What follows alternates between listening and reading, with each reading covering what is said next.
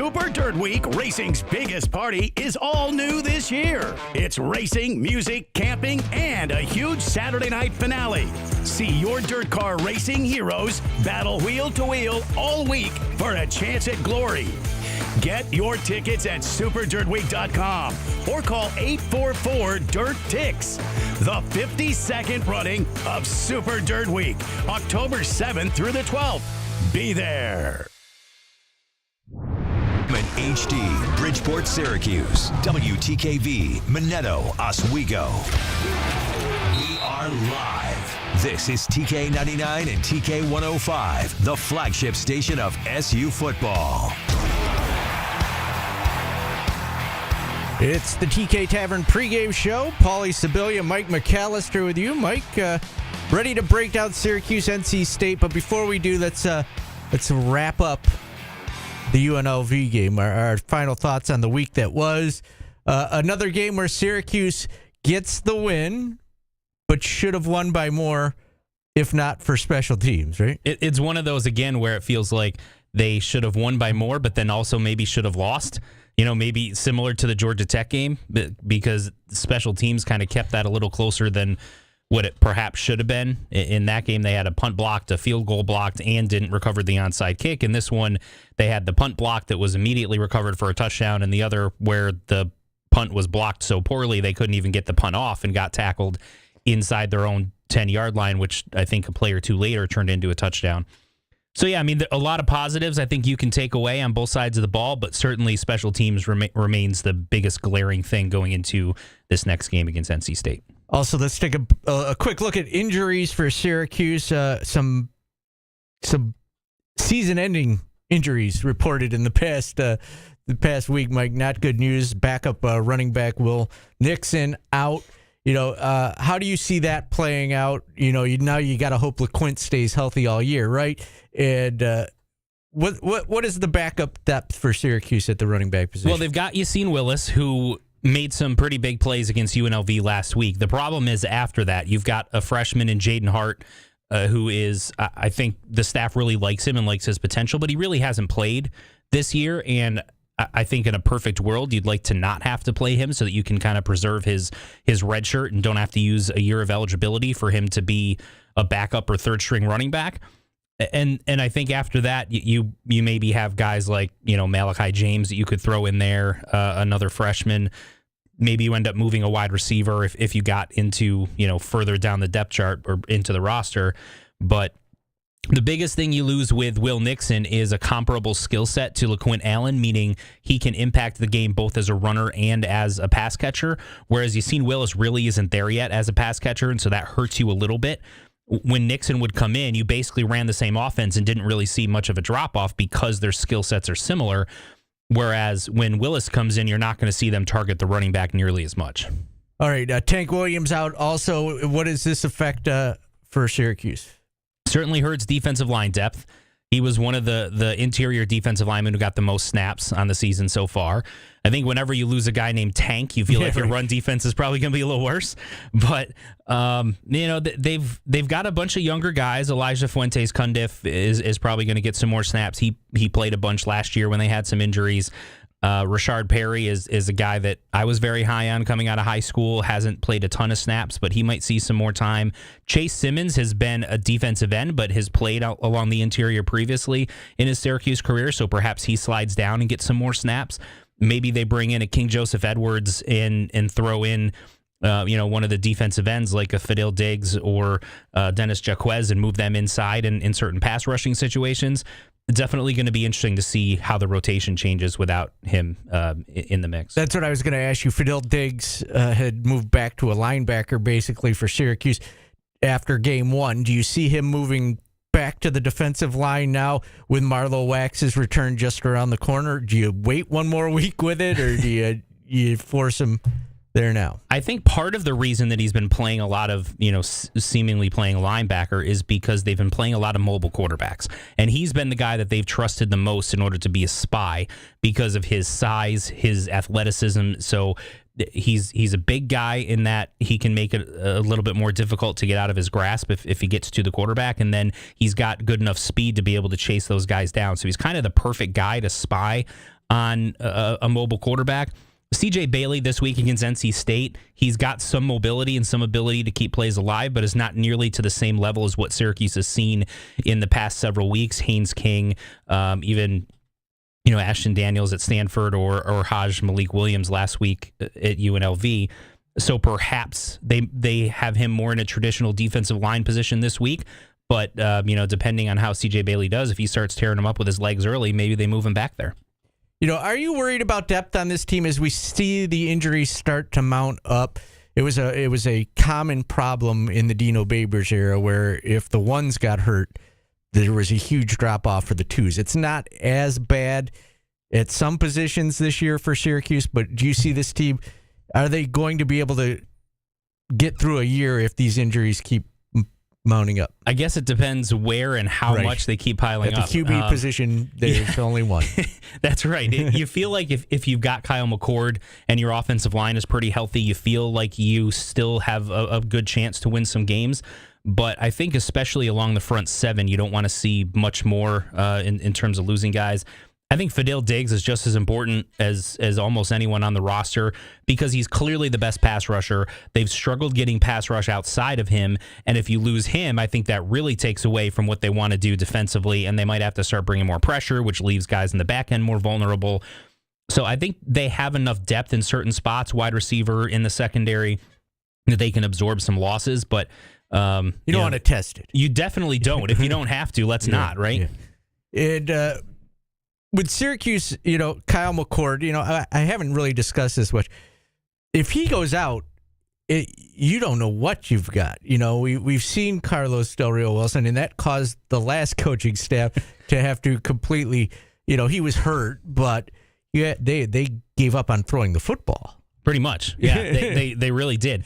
They moved Dan Villari back to quarterback, but more of a kind of triple option power run, not really going to throw the ball other than to try to catch you off guard once in a while type of teams. And to their credit, they were able to make that work enough to win a couple games and get to bowl eligibility. But that's not an ideal situation that you want to have to go through again. And the guy who is the backup right now, I think if Kyle McCord went out and they needed someone to take over a series, it's going to be Michael Johnson Jr. Now, he was a former highly touted recruit who went to Penn State, but hasn't really played that much, especially quarterback, throughout his college career. He's dealt with quite a bit of injuries. When he was at Florida Atlantic, after coming back from injury, they kind of played him more as like a running back / slot receiver type of guy. So there's a lot of question marks there. You just don't know. And as you mentioned, we've seen Carlos Del Rio Wilson, so it's a huge drop-off. There's no question about that. All right. Syracuse, NC State today. Looking back on the UNLV game, what are the things that you took from the UNLV game that they need to improve on most if they want to get away with a road win in the ACC? I think special teams. You cannot continue to give teams points through special teams. They gave UNLV 14 points. They gave a ranked team while they were on the road 14 points and still figured out a way to win. There's a positive in that they were able to figure out a way to win that game, but you can't keep putting yourself into bad positions like that. So if it's called special teams, you just need it to be average teams. If you're average teams, you feel pretty good about what you can do on the other sides of the ball in order to win a game that I think most Syracuse fans go into this, which was not the way it was in the offseason, but right now feel like Syracuse is the better team. So don't give NC State easy points and momentum plays that get the crowd into it and get their team believing. Right. We discussed a lot on our show Orange Nation that this was what everybody called an easy schedule, but this was the hard game. This was the first game where you were going to be tested, really, and it's turned out they've already played two ranked teams now, and NC State's not one of them. What do you make of the offensive line play for Syracuse? It's not special teams, but we have Adam Terry on the broadcast here on TK99, and the first thing he said off the air after the block punts was, it's not the scheme. It's two people completely whiffed on their blocks on the offensive line. How would you grade out how the offensive line's played so far? Well, special teams, not great. Here. Because as he mentioned, they whiffed on those blocks, and that led to two bad situations. And then, as I stated earlier, they had the blocked field goal and blocked punt against Georgia Tech as well. So those obviously not great. From an offensive standpoint, as far as protecting Kyle McCord, very up and down. The first 2 games, they gave up 2 total sacks, and you felt pretty good about where they were. And then against Stanford and Holy Cross, who are supposed to be, if you look at the first 5 games, they're supposed to be 2 of the worst teams that you play in that 5-game stretch. Maybe Ohio instead of Stanford. But either way, they had 9 total sacks in those 2 games, including the most sacks Syracuse has given up in a game on the season was against FCS Holy Cross. And so you felt really a lot differently after those 2 games than you did after the first 2 about how the offensive line was performing. And then they go against a UNLV team that was one of the best in the country at sacking the quarterbacks and gave up 0. So it's been very up and down, but I think you feel encouraged in that they've given up 2 total sacks in 3 of the 5 games. So you're hoping that's more the way it is this week against NC State. I found a new stat while I was researching this game, a stat called Havoc. And Syracuse's offense is 30th in the nation when I guess they're being pressured. But the quarterback's being pressured but NC State's defense is 29th in the nation in creating havoc. That's not great. So you got to hope you can keep Kyle McCord upright, and he's not. The big issue people had with him at Ohio State was his inability to throw when he was being pressured. He's accurate as anybody in the country when he's not being pressured, but when he was being pressured, he struggled. So that's what NC State's defense is known for. We'll take our first time out. If you got a question, you can join us on Q Sports Talk. Ask Mike McAllister, because I know nothing. He will give you the in-depth answers you are looking for about Syracuse, NC State. We'll break down the matchup. We'll look at the ACC scoreboard. We'll do a lot. We'll have fun for the next 45 minutes on TK99, the TK Tavern pregame show. K105, Syracuse's classic rock. Right now at Kerner Ford, if you have any lease or trade, a 24 Escape is yours with $49.99 down for $249 a month. $159 if that lease or trade is a GM or a Jeep. Looking for a Bronco? We've discounted them up to $8,000 off MSRP. Come take a look. It does. Kerner Ford. I could move there. Plumbers and Steam Fitters Local 81 presents Fright Nights. This award-winning Halloween haunt is back, featuring 5 haunted attractions all in one location. You just have to make sure that you can see me, because if you can't, Jen is going to sign off of Q Sports. So she told me that. She only why is he not watches here? to see me. Could be. So that way I'm not turning my head. I mean, you can. To talk camera to. can move. You can do whatever you Yes, want. let's do that. I Okay. mean, it might be weird because it's a window. I don't know. We could drop the curtains. All right. Because it seems weird that the back of my head is on camera the whole time. Well, that's what people like to see. That is what they're here for. That's what I've heard. I said it. As long as you can see me, so that Jen doesn't leave, because she told me she's going to leave if she can't see me. So I did not make that up at all. Okay. Don't leave, Jim. I did. Is that too close? I feel like it's Oh yeah. You're all up in that, Mike. right. Well, see, the problem with this angle is now that mic is right. So let's maybe angle it a little to the side. Yeah, we can do that. Yeah. That's okay. There. I just don't want them looking up my nose is all. Jen doesn't want to see that much of me. I don't know. I think that was a good amount. It's all up in there. Yeah, we can do that. I mean, we can do whatever the hell we want. Paul.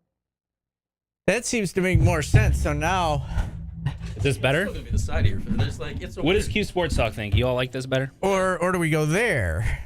Well, Should I ask my parents? I know go they're stand watching. over there. There we go.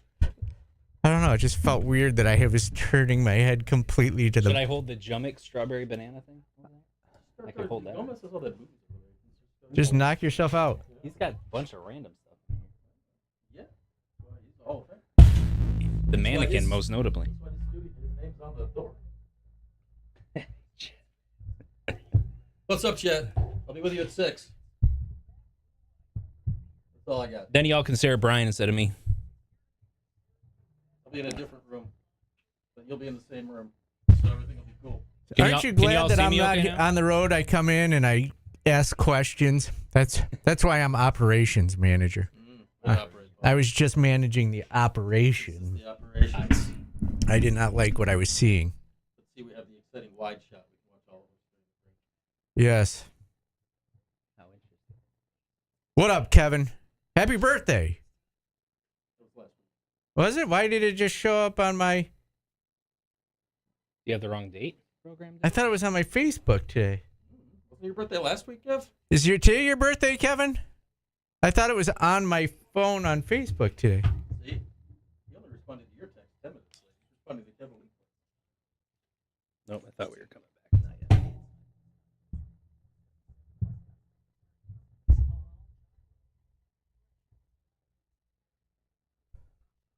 I'm pretty sure it was last week. He's not going to answer me. So much older. Can't hear. Yeah. It is today. What?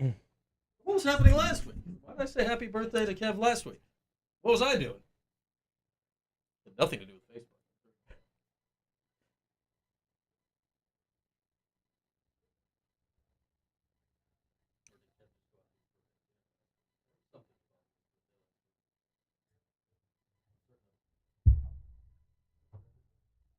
Getting your Havoc stats from Paulie.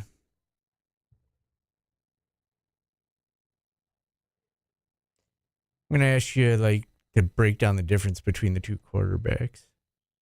Syracuse catching a break by...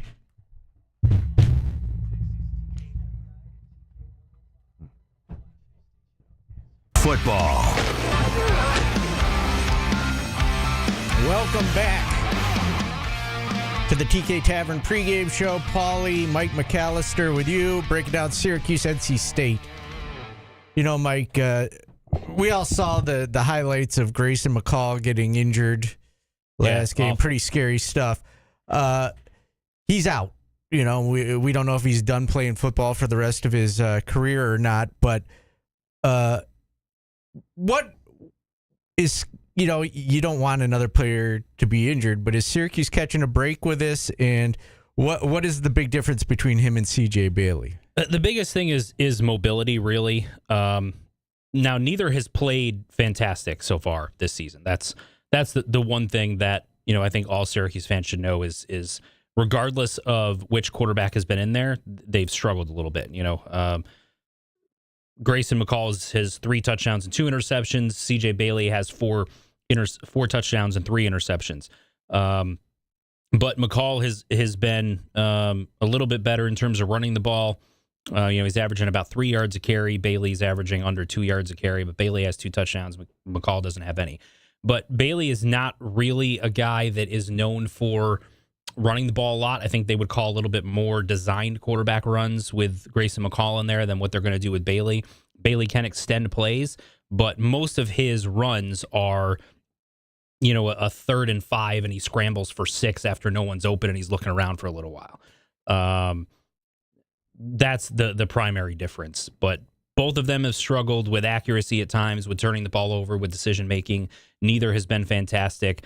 And combined, they don't have a single pass play between those two of 40 yards or more on the season. Their one 40-yard touchdown pass or 40-yard play came from third-string quarterback Lex Thomas earlier in the year in garbage time. Let's stay on NC State's offense, Mike, and let's look at the running back position. It's kind of a weird thing. You can't watch tape and key on one guy. They have a guy, Hollywood Smothers, one of my favorite. Fantastic name. One of my favorite names that I've seen in a while.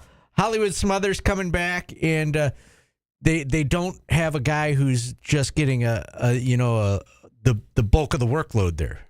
Right. Jordan Waters is the guy that came into the season as supposed to be the primary back, and he's led the team in carries. But other than the season opener where he had 24 carries, not a single back on this team has had a game where they've run the ball for more than 10 attempts in a single game. It's really been split between Waters, between Kendrick Raphael, Smothers, as you mentioned, and then the quarterbacks a little bit. But it's really been a by committee approach, and none of them have been terribly successful. It's been very up and down. As a team, they're averaging under 4 yards a carry.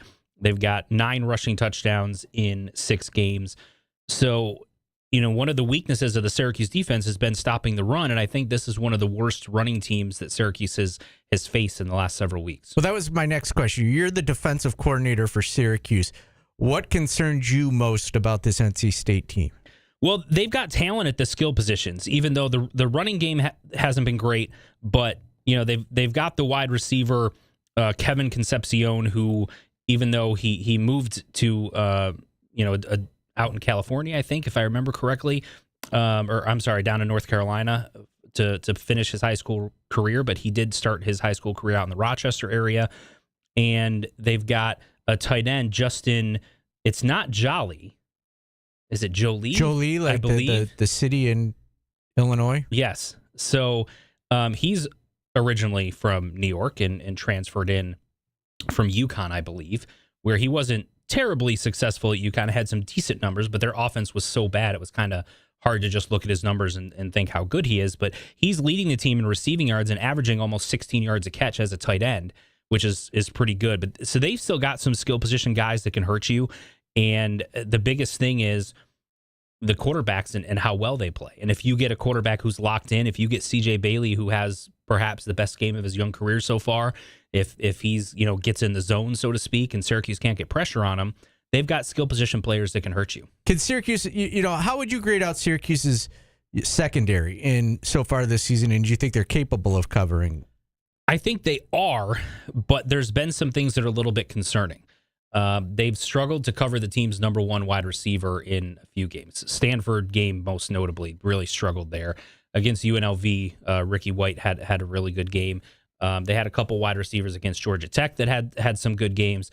So it's been a little up and down. I think the safeties are really good, and they're deep, and they've got a lot of guys there. I think getting Marcellus Barnes back this week certainly helps. But, I think if I'm going to give them an actual grade, something like a B-, C+, something like that so far, at the same time, it's tough to cover for as long as they have to when the front is failing to get pressure consistently. Well, what can you do? What can Syracuse do as a defensive line to get pressure? Is it just they're not capable of it, or is it is it schemed wrong? What do you think? Well, I can tell you what the fans want. They want to see more blitzing, especially on third and long situations, because they've consistently gone to that 3-man rush. And when you've had Fidel Diggs as the guy that's spying the opposing team's mobile quarterback, he hasn't been one of your three often. And that takes away a lot from what Syracuse's front can do in terms of pressuring the quarterback, because he's your best pass rusher. So if you go into this game without doing that because you don't think CJ Bailey is someone that is going to beat you with his legs, and you get Fidel Diggs with his hand in the dirt more often where he can rush the passer, then perhaps that helps. But, the biggest thing I go to is the end of the Stanford game. Before Stanford got to that 4th and 9 that they ended up completing that won them the game, Syracuse blitzed 2 or 3 plays in a row that got them to that 4th and 9, and the quarterback looked rattled. And then they get to that 4th and 9, and Syracuse rushes 3 and backs off, and the receiver ends up getting open. So I think a little more pressure in some of those situations would help as far as your ability to, put some pressure on the quarterback and not let him get comfortable in the pocket. All right, we're breaking down Syracuse, NC State, the TK Tavern pregame show. We'll take a quick timeout, get right back on time here with on TK 99. This is classic. I'm not used to this board.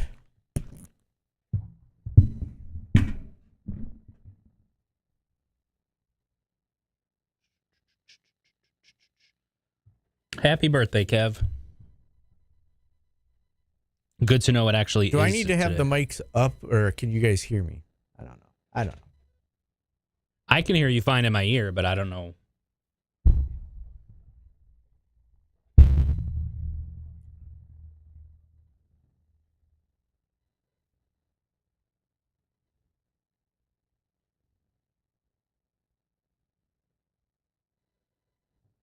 Anybody got any questions, or are you just all here to say happy birthday? Or this is a sports show? My dad texted and said sound is fine. So there you go. There's your answer. My dates were screwed up last week. You didn't know your own birthday? That's kind of weird. I thought he meant because he had so many dates with different women that he just got screwed up as to what date it was. I figure Kev's a player. I mowed my lawn today, guys, and now I can't breathe out of my nose. I also had not mowed my lawn in 3 weeks, and it was starting to get a little. My mower was bogging down and when I was trying to get through the grass. Yeah, it does that if you let it go too long. Well, and then you get more weeds and stuff too. So even if you can't see them and they're down a little bit, that could also hurt from an allergy perspective.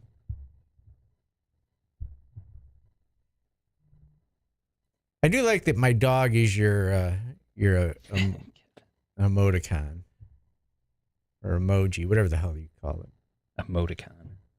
Is that like a transformer? I don't know. I just made a word up, I think. Just like I said Joliet was Jolie when I knew I was wrong. Jolene? Jolene was a song.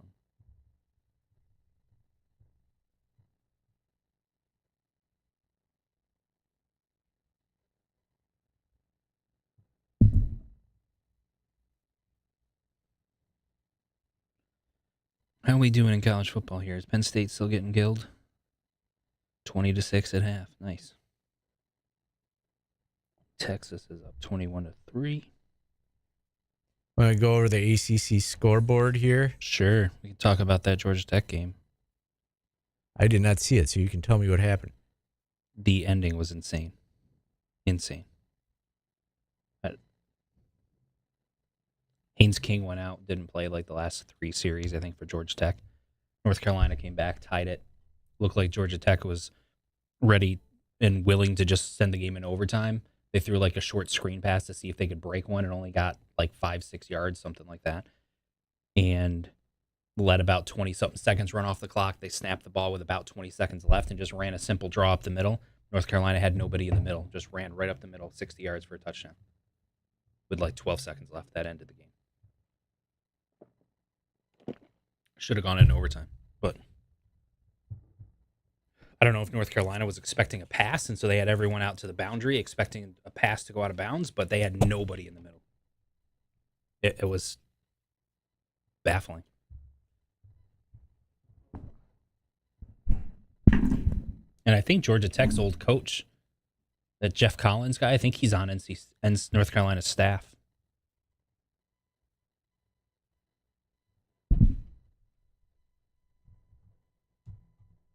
He's the defensive coordinator. He called the play, the baffling play that, oh my gosh, he could get fired for that.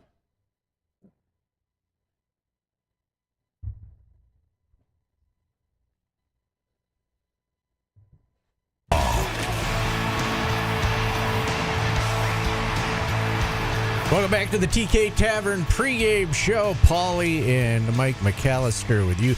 Let's take a quick look around the ACC, Mike.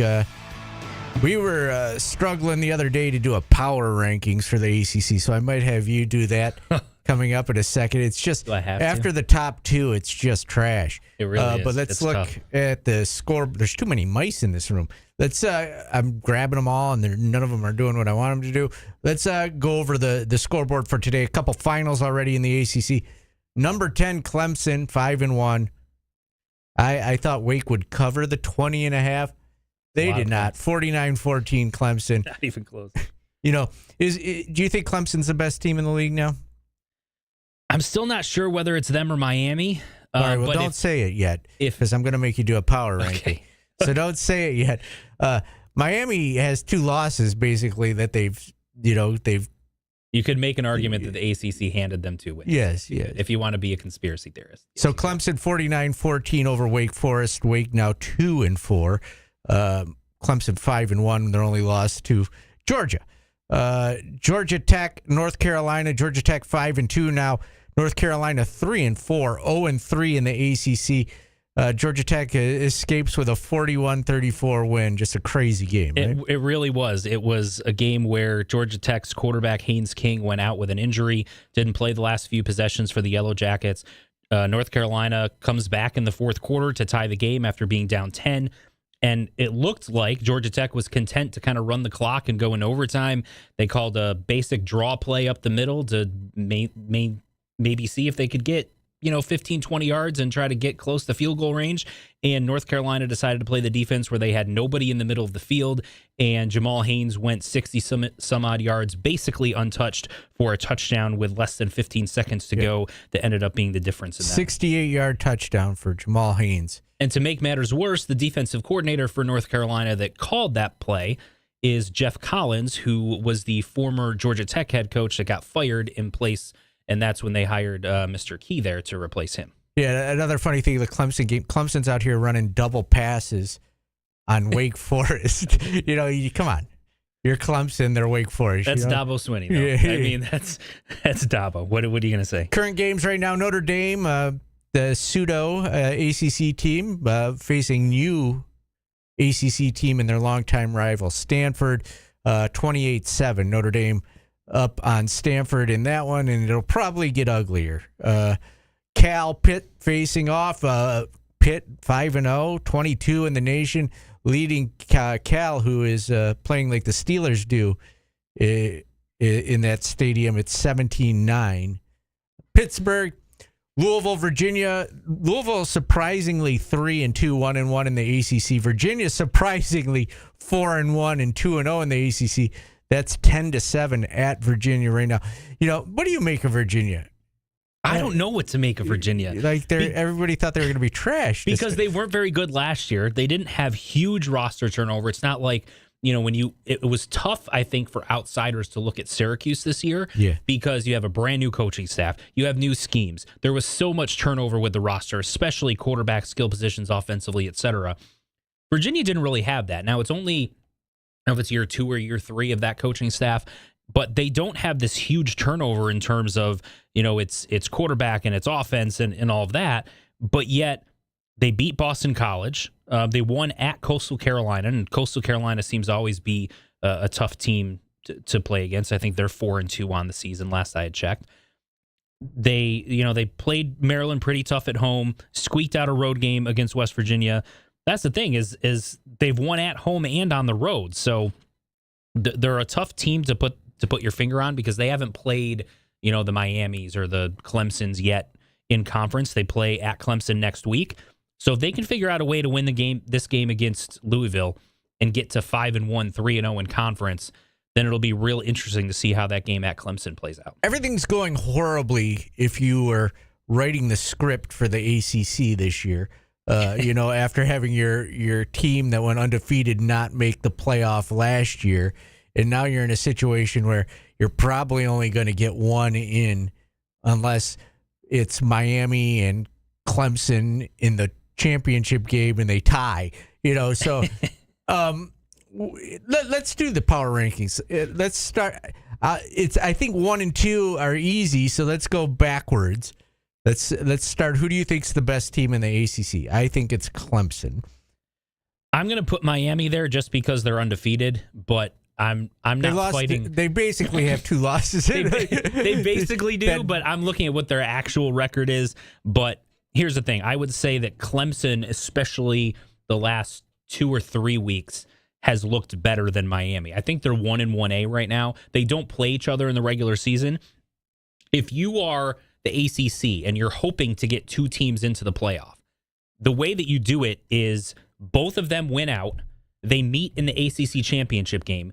Clemson beats them in a close game, so they each have 1 loss. They would both be top 10 teams at that point, and you would figure would be ranked high enough that they should both be in there, or at least will be very much in the conversation. So we've got Clemson, Miami, 1-2. Yes. Then you get to number 3, and you've got teams that are you comfortable saying they're the 3rd best team? And Pittsburgh, who's 5-0, who's played really nobody except for West Virginia, right? SMU's 5-1. Virginia's 5-1. Syracuse is 4-1. Duke's 5-1. I'm not putting Duke there. I'll tell you that right now. I would put SMU 3rd. And here's why. Their 1 loss was a close game to an undefeated BYU team that is currently ranked in the top 15 in the country. So if that's your only loss, I would consider a quality loss. And that game to me is almost more impressive than anything that Pittsburgh has done. Pittsburgh squeaking one out against a meh West Virginia team doesn't rivalry really say game, much to me. Yeah, it's a rivalry game, but even still, their comeback against Cincinnati was certainly impressive. I don't think anyone saw that coming in terms of how that played out. But Cincinnati's 3-2. They're a meh team, so that's not extremely impressive other than the fact that you had to come back and it was on the road.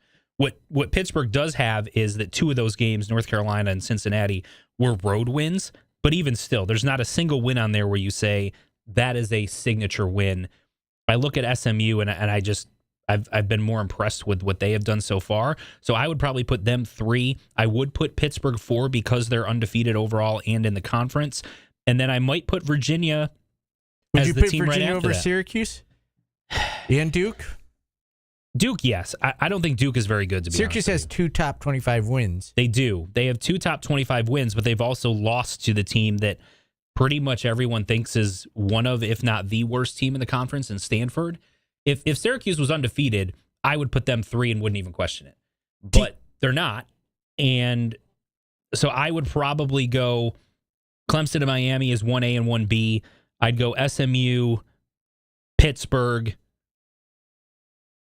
Virginia, Syracuse is probably how I would go at it. And then I'd put Georgia Tech after that and Duke after that.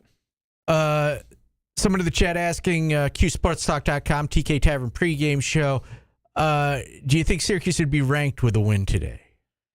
Oh, that's a great question. You know, I got that same question last week when they beat UNLV. Hey, does Syracuse move into the rankings now? And I said, I don't think that's that was from happen. Kevin in Liverpool. Kev, happy birthday, by the way. We'll say that on the radio so everyone on the radio knows that it's his birthday as well. Now, SMU right now is currently who are they playing right now? They're off this week, correct? Yeah, yes. They're off this week. Yeah. So SMU is towards the bottom of the poll. They're not going to go anywhere because they're not playing. I think Michigan is off this week as well, so they're not going to go anywhere. Pittsburgh is playing. If Pittsburgh loses, they could drop out. Michigan is playing. Illinois is playing against Purdue, but they're up by 3 scores. So in order to move up, you need teams that are ahead of you to lose. And right now, one of the teams that's ahead of you and the others receiving votes, USC, was beating a top 5 undefeated Penn State team. Nebraska's right there. Navy and Army are right there, close to being ranked. There's a lot of teams that Syracuse would have to jump, and a lot of teams that have won this week or are winning, and not a lot of teams in the back end of the polls that have lost so far today. So I would say if they won, that would not put them in the rankings, but might put them in position next week when they're on a bye, if things break the right way, that perhaps you could jump into the rankings at that point. But a win over Pittsburgh the following week would definitely put Syracuse in. Taking questions from QSportsTalk.com. It's the TK Tavern pregame show on TK99. Bowling Ball wants to know, will we see King Joseph Edwards tonight with the depth problems at defensive line? I'm going to say no. And it's not because I don't think he's talented enough to play. I think he is. But I also think he's a little bit on the skinny side. He's still a little bit, a little bit small. And Syracuse's depth issues are really coming at defensive tackle. They're not coming at defensive end. They've got several other guys that they're playing at defensive end, I think, before King Joseph Edwards gets in there and gets meaningful snaps. The other thing to remember is he's really only played in a couple of games. If they don't have to play him all season, they could potentially still preserve a red shirt. So there's that to keep in mind. But I think your best chance of that happening is if they decided to move Chase Simmons, for example, back inside. And so they've got an open spot in the defensive end rotation and decide to move King Joseph Edwards there. I don't think even if he does play, he's going to be playing a bunch of snaps. It would be more so situational, like there's a 3rd and 12 and they need someone to rush the passer. And so they say, hey, kid, go out there and just try to go get the quarterback. I don't want to speculate on it, but it came up a couple weeks ago where Coach Brown mentioned that a player had come to him and asked about redshirting, and I don't know if that's the case, but can you afford to, you got to let the season play out with a kid like King Joseph Edwards too, right? We saw it was against, the backups, but he was dominant against the backups in the game we did see him play.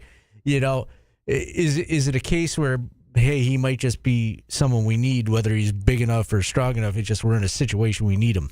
Yeah, and I think the biggest key there is what they decide to do with the interior of the defensive line. If they're just going to give more snaps to the Rashard Perrys and the Elijah Fuentes Cundiffs and those type of guys, and they're going to keep the defensive ends as is, I think it's tough to expect that he's going to suddenly crack the rotation at defensive end. If they're going to take a guy like a Dennis Jaquez or a Chase Simmons and put them inside a little bit more, then yes, I think he absolutely has a chance to crack the rotation and play a little bit. And no, I don't think I don't think they're going to hold him out if they feel like they need him because of defensive line depth just to preserve the red shirt. But I do think it would be something that they would consider if they feel like they've got enough other guys that they don't have to put him out there. All right, we're going to get one more timeout in here. We'll come back. We'll get our predictions on the game. But before we do you like beer, Mike? I do like beer. I tend to prefer some of the more fruity drinks if I'm drinking alcohol, but I do like the occasional cold beer. From the producers of CNY Brewfest comes the Sweetgrass Hollow Hops Brewfest on Saturday, October 19th in the shadows of the New York State Fairgrounds. And I can't ever say this word, but I'm going to try. Go slow. In the Horticulture Building. Good job. Yeah, I got it. Done. It's the Halloween-themed Brewfest, a place for some adults to have fun. 2 sessions, 2 to 5 and 6 to 9, Saturday, October 19th. You'll have 3 hours to sample 100 brews with costume contest, scary tunes, and more. There'll be many prizes given away: best overall costume, best group, best TV movie character, and contest winners will get gift cards to Fair Deli Craft Beer. Come dressed up in a costume. You could also win this. You a Metallica fan? I do like Metallica. Metallica tickets at the Dome, April 19th. One winner each session. Designated driver tickets available. Also, hollowhops.com. That's Saturday, October 19th. The Hollow Hops Brewfest, hollowhops.com. It's the TK Tavern pregame show on TK99. TK90.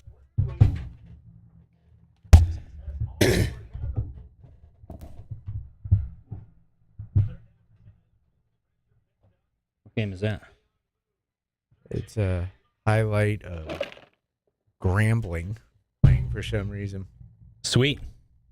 I think everyone in the chat is probably can't get enough Grambling on pins and needles about what's going on in the Grambling game. Louisville is now up 17-7. Why are you mad? What tiers of mine are you going to see? The Padres tiers? Those are all gone. Those were done years and years Those ago. were done last night. I took a quick minute to go, It's just I'm used to it.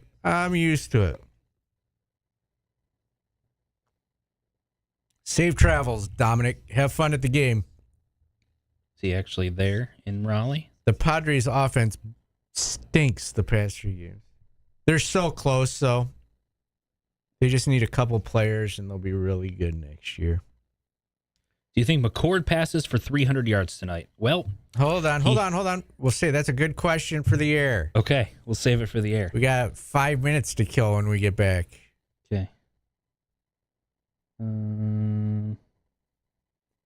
You go out, you get Blake Snell again, and re-sign a Rise, and then get a left fielder that isn't Jerks and Profar, because I think you got the one flukish year out of him where he was outstanding.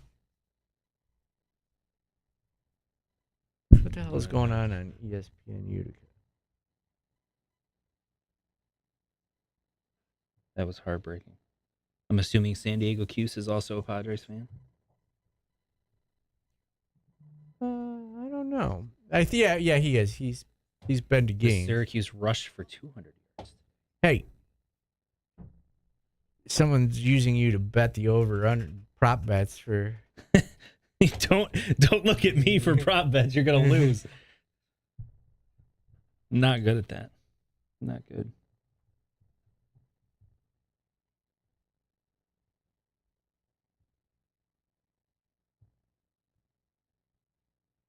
I don't think Syracuse is going to run for 200 yards today. I don't think they'll run it. Never bet on sports.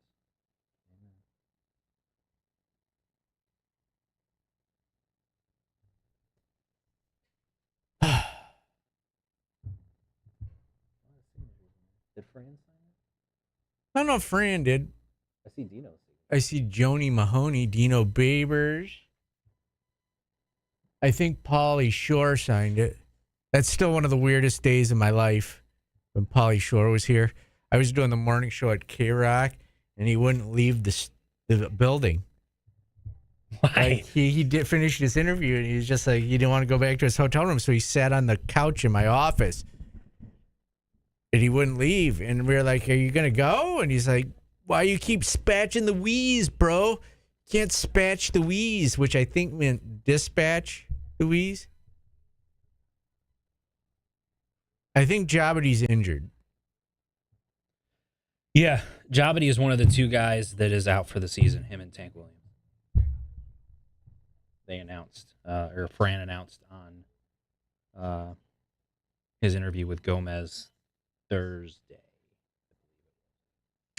Syracuse is 3 hours from Canada and about 4 hours from New Jersey.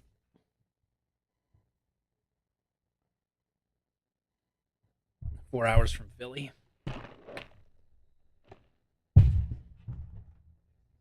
.05, the flagship station of SU football.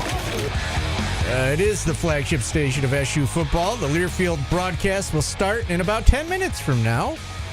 Matt Park, Adam Terry, Tim Leonard, all down there. I'm not, so the broadcast won't sound as good as it usually does. So I'm not engineering. Of course. Couple questions in the chat before we get predictions on this game. Do you think McCord will pass for over 300 yards today? I don't know how I couldn't. He has in every game so far this season, right? So, yeah, absolutely. I think he's going to. He is the focal point of the offense. As much as, listen, LaQuint Allen's game last week was fantastic, and they don't win without him. There's no question. But Kyle McCord is the engine that makes this offense go.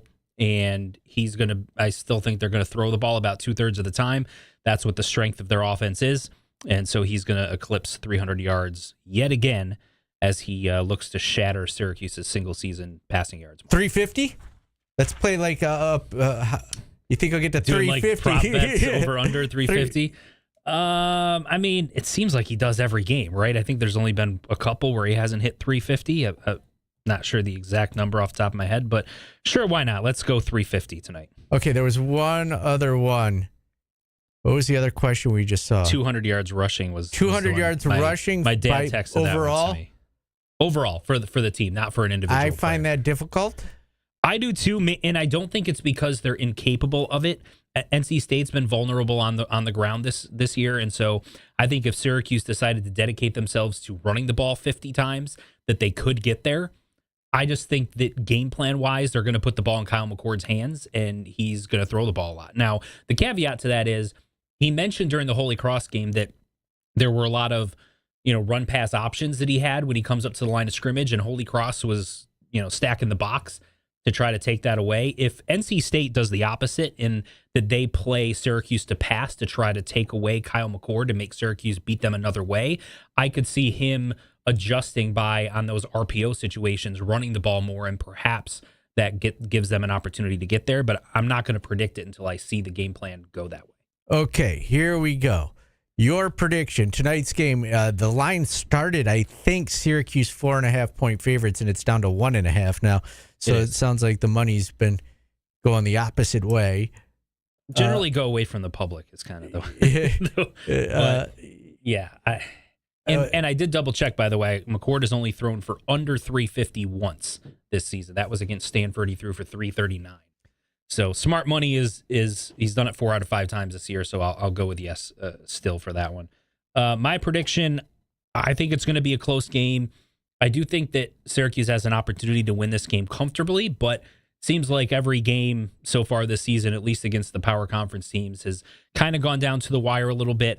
I could see a similar situation where they've got, maybe a double-digit 2 or 3 score lead going into the fourth quarter, and North Carolina State makes a couple of plays, cuts the game to make it close, and Syracuse has to make a couple plays in order to win it and pull it out. But I've got them winning 34-31 to improve to 5-1 on the season. 34-31. I've got it about that. I had 35-28. Syracuse wins. So, and as for Kyle McCord passing for 350 or not, Syracuse is 19th in pass success on this weird website I'm on that has all these weird stats and the Havoc stats. Yeah, the NC State defense 61st against the pass.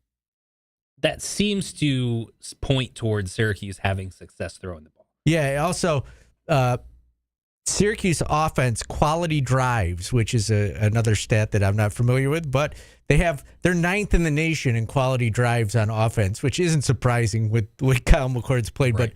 But if a team is putting up quality drives, NC State's 112th against them.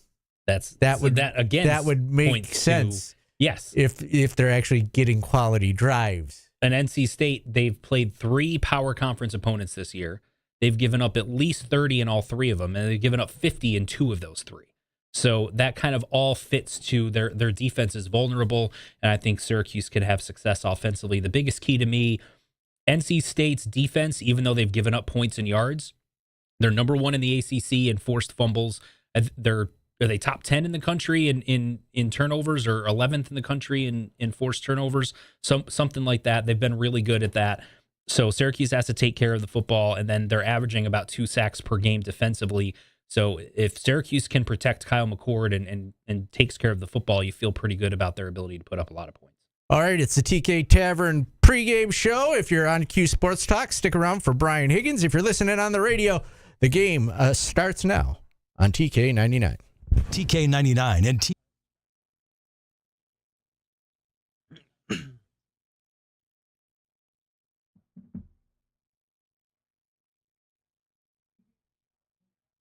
What's up, people? What is up? We're going super casual pregame show today. One, you can see this. Welcome in, by the way, Brian Higgins here. This is a RomanoCars.com pregame show presented by One Group and Holbrook Heating. So here's what we got here today. It's just me and you. Well, Cruncher on the radio tonight. Look at my, we got the Crunch stoplight jersey sweatshirt going today. It was far too expensive, but I love it, and it's comfy. So that's all good. So the Crunch are playing tonight at 7. Their second game of the season. They beat, I think they beat Utica last night to start the season. So go Crunch. So here's what we got going on. I'm here with you. Me, you, me, you, me. We're here. We're together. We're chilling. The pregame show this is a Q Sports Talk exclusive affair. We don't need to worry about things like commercials or anything like that. So we'll be chilling for 2 hours. We're gonna keep it loose. We're gonna talk to the chat. We're gonna play back some of our conversations from the week. I'll give you a little bit when I talk to Wes Durham, who's got the game tonight on ACC Network. I'll give you a little bit from my guy Matt Chazanow, who I just reminded he wanted me to send him harassing texts, so I need to do that. He's the play-by-play voice for NC State. We'll give you a little bit of that. I'll give you a little bit of Don McPherson. We'll give you some Kyle McCord, and we'll give you some Fran Brown. So over the course of the next 2 hours, we'll work that in. We'll work that out. We'll be here chilling in the chat. So whatever you got in the chat, like this is We're hanging loose here. This is a little less formal than normal. Less formal. It looks like the camera may have got bumped. Something feels a little off about the camera placement. Seeing a little bit more of other things on the screen than I'm used to seeing. There's a lot going on here. We'll figure it all out during our time together today. But yeah, we got the Pitt Cal game on the TV. Working a little. Paul's coming in to see. We're working fast and loose. Well, Paul's going to adjust the camera. He's turning it. I think he may have turned it too far, but we'll have to see. Hang on. Wait. Well, there's a little delay. Whoa. Hang on. Now you went back too far. We need a little.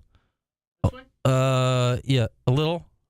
Well, there's the delay because it's got to go, and then I got to get on it. Whoop, that's a little too much. No, we need like a skosh. Go back like 15%. What? Okay, go back the other way like 2%. Okay, watch this. This is how we like this, people. I think. Chat, how we feeling, chat? Do we like this? We got the Labatt sign. Turn it on. Well, it's too soon. It's too late night, Paul. Post game. Better. T-Takes likes it. See, this is what we can do when we're just chilling, all of us together. We don't have to worry about the radio or buttons or whatnot. We got because this cabinet here that I'm now tapping, you're gonna see my hand go out of the screen. before, you're seeing the side of this cabinet, and that's just gauche. We got no time for things like that. I have not seen one yet, San Diego Q, so the travel roster will keep eyes peeled on that. If anyone sees one before me, let me know, and we'll examine it together. Obviously, the news of a couple days ago, no Kevin Jobity out there today, no Tank Wilson. That's a big loss, and no surprise, but no Will Nixon for the rest of the season, so hopefully no other surprising updates as we get you ready for the game here today. Kickoff 2 hours out. Of course, listen on TK.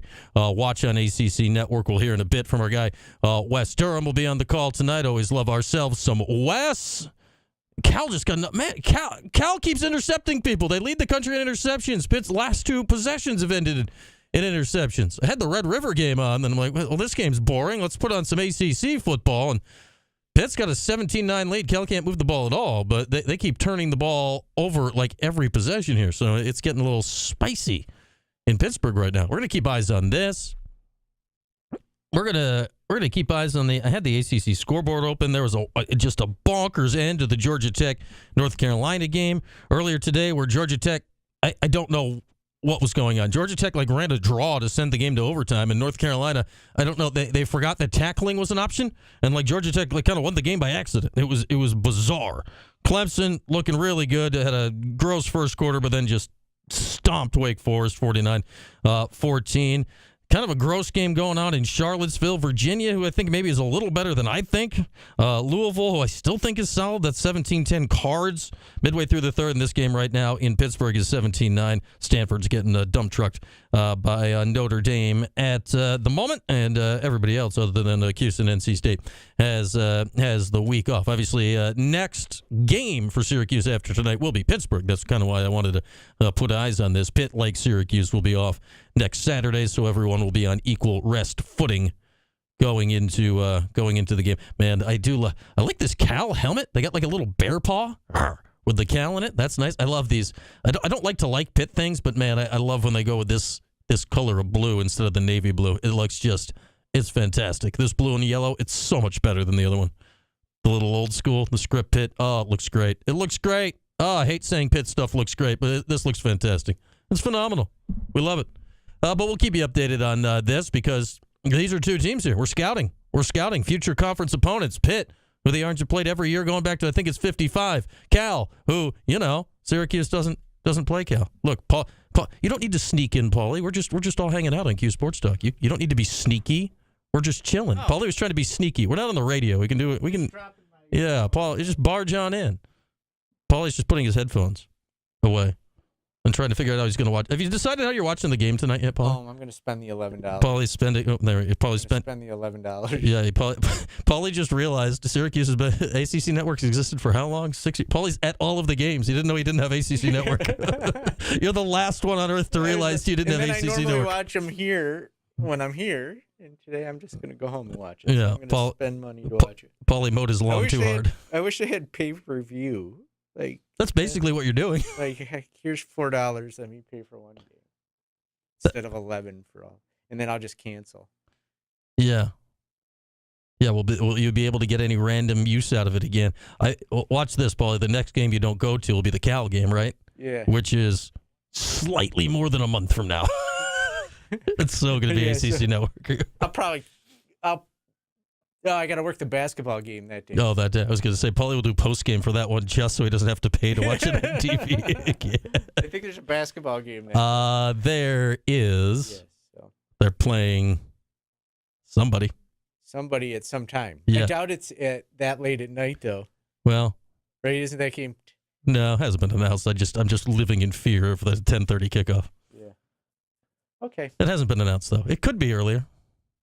Good luck and God bless. Yeah. So, we're just hanging out. There's Paulie. Your pregame with no breaks. Oh, yeah. There's no breaks. But there's many interviews for us all to enjoy. We'll get to our Wes Durham conversation. San Diego Q was $60 for bizarre non-con games in the past. Yeah, we could start cussing T-takes. We could. We'll see how the day goes. I don't know if I want to start that now because post game will be normal. The crunch will be done. We'll be on the radio. We'll be here with you on Q Sports Talk. So if I start letting the expletives fly now, sometimes it's hard to reel that back in later. And then, you don't want to get yourself in trouble with that stuff. But we're getting ready for this game. Penn State scored. That was the other game I thought about putting on. I'm like, I should watch this Pitt game. That's tied at 20, is it? Penn State and USC, noted Big Ten rivals. This conference stuff is killing me. What else is going on? Georgia's up big. Man, Alabama escaped earlier. Woo! End of that game was nuts. Former almost Syracuse quarterback Lenore Sellers nearly leading the upset on the road in Tuscaloosa. All right, let's get into this game here a little bit. We got Cuse and NC State tonight. It's not typically gone well for Syracuse down in Raleigh. That is an understatement. They've won there once ever. It was the first year in the league in 2013, a Terrell Hunt-led game when Syracuse ran the ball and ran the ball and ran the ball and ran the ball again and again and again and again and again. And Syracuse has not won there since, so that was 11 years ago. We'll see if they can turn that around. And now we look back to last week against UNLV. Man, that was 8 days ago now, last Friday. We're still buzzing a little bit about that game. Man, what a game. Like, I don't know if I can handle all the twists and turns. Like, I can't handle any more block punts. I don't think I can take. I can't take another block punt. I can't deal with it. I'm out on block punts.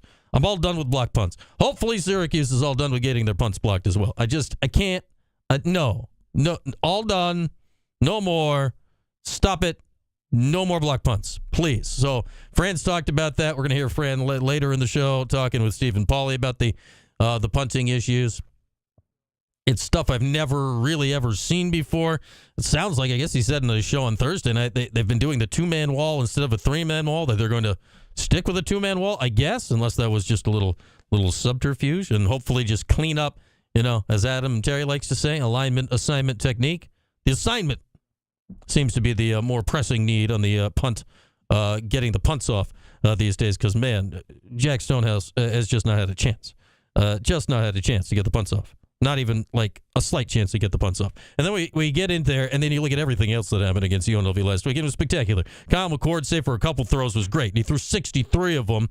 Did throw one interception. The last drive of regulation, whoo, boy, got lucky not to end the game on a couple of the passes, but let a gutty drive down the field. And we've seen that. I think they've scored now 5 times this year in the last 2 minutes of either a half or the game. Like, that 2-minute drill is good times for the Syracuse offense right now. LaQuint Allen, gutting through injury last week. We've heard he's practiced all week, so we expect to see him out there with normal workload today. But, man, he was great. 4 touchdowns. The game-winning touchdown run, I think, gets a lot of notoriety from last Friday night.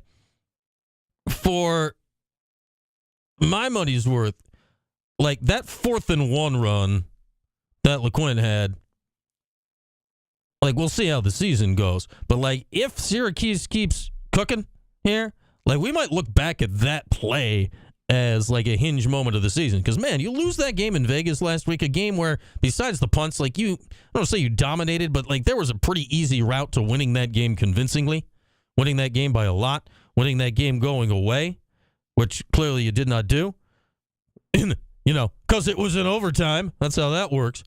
But we may look back at that 4th and 1 if Syracuse goes on a run here. Like, if Syracuse can back that up with another road win this week, and then let's get ahead of ourselves, because that's fun, and then beats Pittsburgh.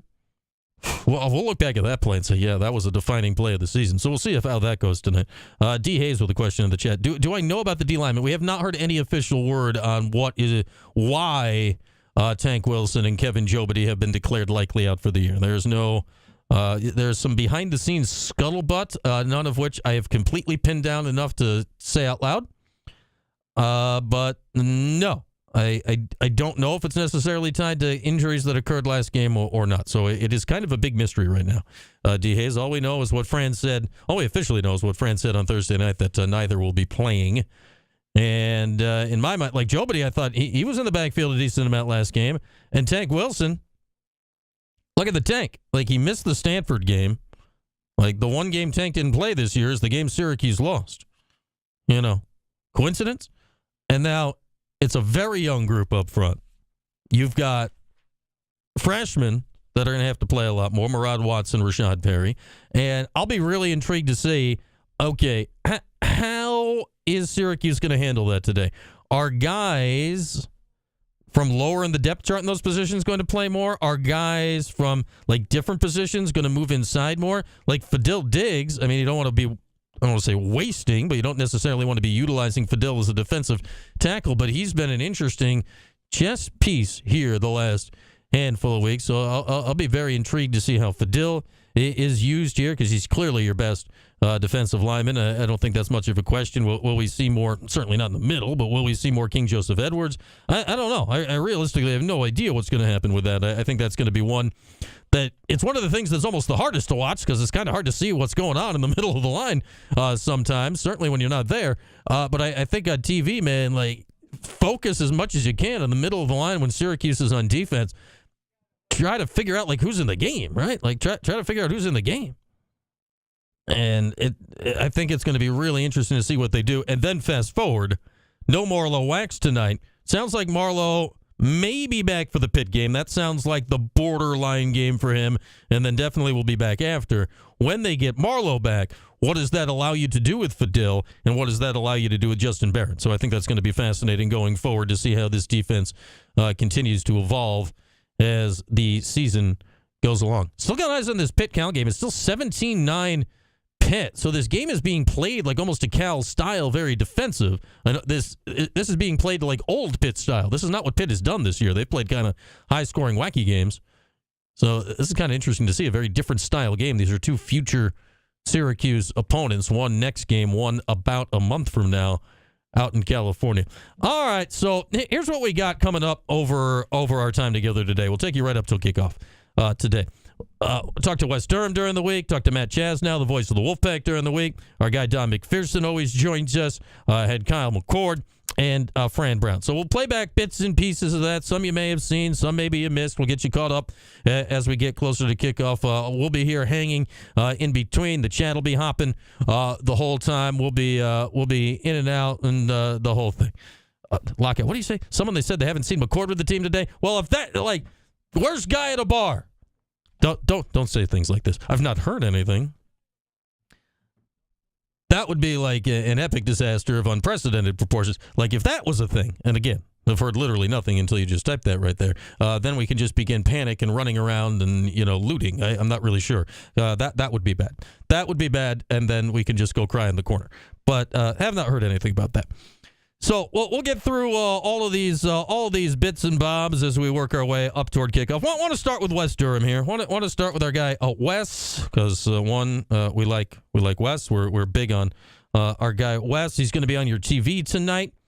He's going to be on your TV tonight calling the game, him and Tom Luganville. I really always liked, they moved Tom. He used to be a sideline guy, but he was more like football-y.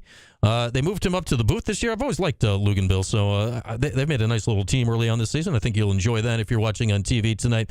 Obviously, Matt and Adam available, as always, on TK99 or your local affiliate, wherever you may be. Obviously, many of you out and about in different spots of the country here tonight. But had Wes on the other day. He joined us on our Holbrook Heating hotline, brought to you by HolbrookHeating.com. And we talked about a lot of things, but the main first thing I got into with Wes earlier this week is this league. This league has been, upside down, inside out. Florida State's terrible. Clemson, we didn't know what they were from the Georgia game, but now they look world beaters again, and it has just been like shaking around all over the place in between. That's where we started, and we went on from there. Miami and Clemson are the two best teams in the league, Brian, but I think there are teams right behind them that can, factor into this, and I would put Syracuse on that list. I think the Orange is certainly a team that has a schedule that could impact the way the rest of the race falls for sure, but the two you have to be most impressed with here are Miami, certainly from the start. Now, they have dodged bullets here in the last two. There's no question about that. But Clemson, we had our package had Clemson right after they lost to Georgia. And Dabo Swinney sat in our Friday production meeting and said, guys, I'm telling you, it's not as bad as it looked, and we're a pretty good football team. And sure enough, they blitzkrieged Appalachian that night and really haven't, except for the other night, let up since on offense. And I think their defense is starting to come around as well. It's going to be an interesting October for Clemson. I think it's going to be an even more interesting October for Miami, because now the reality of where Miami is in this, obviously it's going to change. The first poll doesn't come out till election night, ironically. But I think it's going to get really interesting to see how the two climates of Clemson and Miami change between now and the first CFP poll. there is I think there writ large, Wes, is the stubbornness of college sports. You could have picked another night to put the first poll out on, and on again, something like that. Think about that, though. We're playing CFP quarterfinal games opposite NFL games. Right. Yeah, that's going to be, we'll see how wise that is when the ratings come back on that stuff when we get into December, because we saw that, like, the NFL didn't back down on their scheduling. That's for darn sure. They are actively going head-to-head on games like that. So, man, you look at Miami here, and it's always right, like, are the Canes back? Is the U back? Cam Ward is a stunning player to watch. He's done this. How long is this sustainable here? Because the last two, more than easily could have been losses. Is that just, all right, that's what good teams do? They find a way to win this game, or is this going to bite them in the butt at some point? Brian, I do think that has something to do with it, though, right? Every team that's had a great season manages to stay out of the gully, if you will. And I think Miami certainly avoided that the last couple of weeks. No matter how they got there, they got there. For me, I think Cam Ward is one of the major difference makers in their success. I think he is a really good college quarterback. I was a football junkie watching him play at Incarnate Word in an FCS game one time, in a semifinal game, I think it was. But no, he's a terrific player. I think they're pretty good on defense, especially kind of up front. And now with Reuben Bain coming back, I think they have a chance to be particularly good from a strength standpoint there. To me, the real question is, how does Miami continue to handle these moments? Because in all honesty, and I think you would agree with this, you're kind of sitting around waiting on, okay, now when have you put yourself in real trouble? Now, maybe they can avoid that. And I think they've got enough maturity in a lot of places to do it. I think they're a better football team, obviously, now than they were a year ago. I think there's a better understanding of coach and player and kind of what they want to do. So for me, Miami is kind of the house favorite. Now, that being said, they're going to play some critical games here. Pitt is an interesting team. You guys have probably seen, in your world, Pitt and Syracuse kind of been tied at the hip a couple different times as you've been through the ACC. To me, Pittsburgh is interesting because it's being done in the antithesis of what we thought Pat Narduzzi's teams were. They are probably taking steps on defense, but they are a proven commodity on offense. And Eli Holstein has had a terrific year. And I think Desmond Reed is kind of finding his spot, and their offensive line has played well. And so far, they've stayed away from some really tough injuries. So we'll see what happens with Pitt. I'm excited about seeing the Orange on Saturday night in Raleigh. NC State is reeling a little bit. It's a different NC State team. We thought they would be kind of in that hunt behind Clemson, Miami, Florida State in the month of July. That has not happened. The quarterback injury situation was frightening on Saturday. I don't think we'll see him this Saturday. I think it'll be the freshman Bailey. But the curious part for me, Brian, is NC State's not been very good on defense. And that was an area that I thought, you know what, even though they lost Peyton Wilson, we all recognize a terrific player. This is not a particularly good defensive football team right now, and I'll be interested to see how they expect to slow down a team that I'm fascinated to watch. Every time I see Syracuse, it's a different guy leading them in receiving. It feels like, what are they, 4-1? They've had 5 different guys lead them in receiving, it feels like. McCord deserves a ton of credit. LaQuint Allen has proven again he's one of the better backs in the league.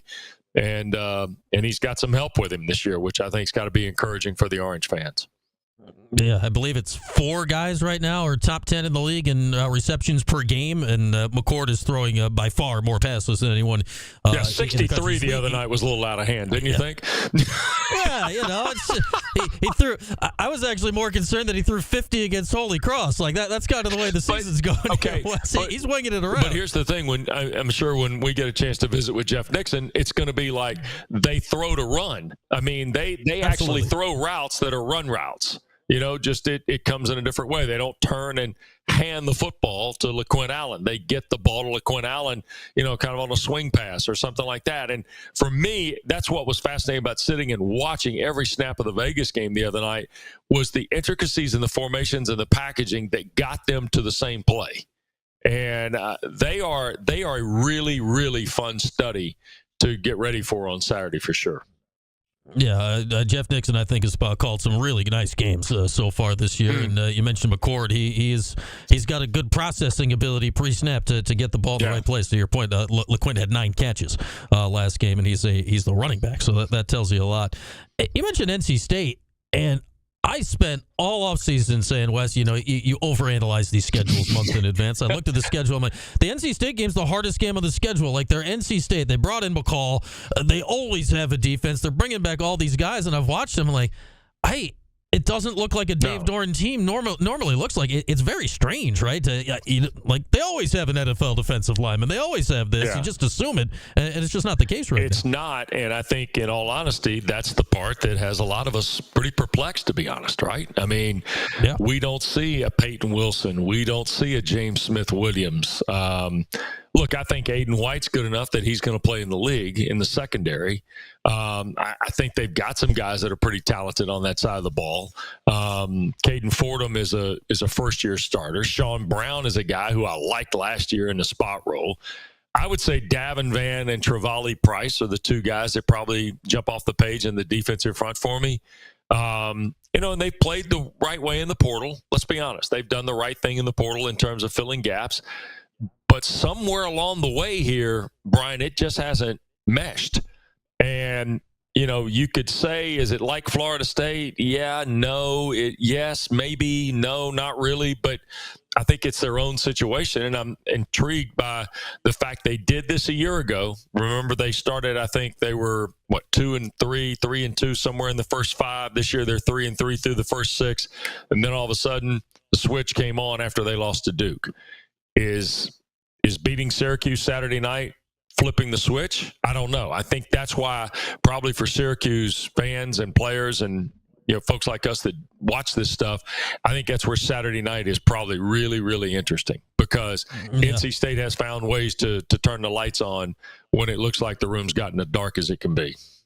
Yeah, if they could wait a week to do that this year, that'd be just great for all of us. So, we're just hoping, Wes. We're just hoping Syracuse can get a punt off this week. That's the main thing because that is. You don't punt much. There, so. I mean, but when you do, it's an adventure. That's the good news. Yeah. When they do, it goes the wrong way, which is the real problem here. 3 punts last game, and 2 of them went backwards. It's not what you're looking for, but still won the game. Yep. We got Wes Durham, ACC Network, with us. You talk about new teams in the league. Obviously, Cal, man, they almost had their great moment and hosted game day last week. We saw Stanford shock everybody and beat Syracuse in the Dome a few weeks ago. Then I look at this SMU team. I watched them in their opener. I'm like, what they're playing at Nevada, I think. I'm like, this doesn't look very good. Then I watched this Louisville game last week, and I'm like, man, I think I'm watching 2 pretty good teams here. What do you make of SMU in their arrival in the league? I would say that you probably need to keep an eye on them the rest of the way. They are a little bit more than just the offensive show. They are pretty good on defense. They got playmakers at all 3 levels. I think Rhett Lashley's a terrific coach, and he's got a sneaky good staff, Brian. And they've got weaponry all over the place on offense. And Jennings, Kevin Jennings, think about this. Preston Stone got hurt at the end of last year. He went and quarterbacked the American Championship game in New Orleans against Tulane and beat them, right? And everybody was all hyped up on Tulane.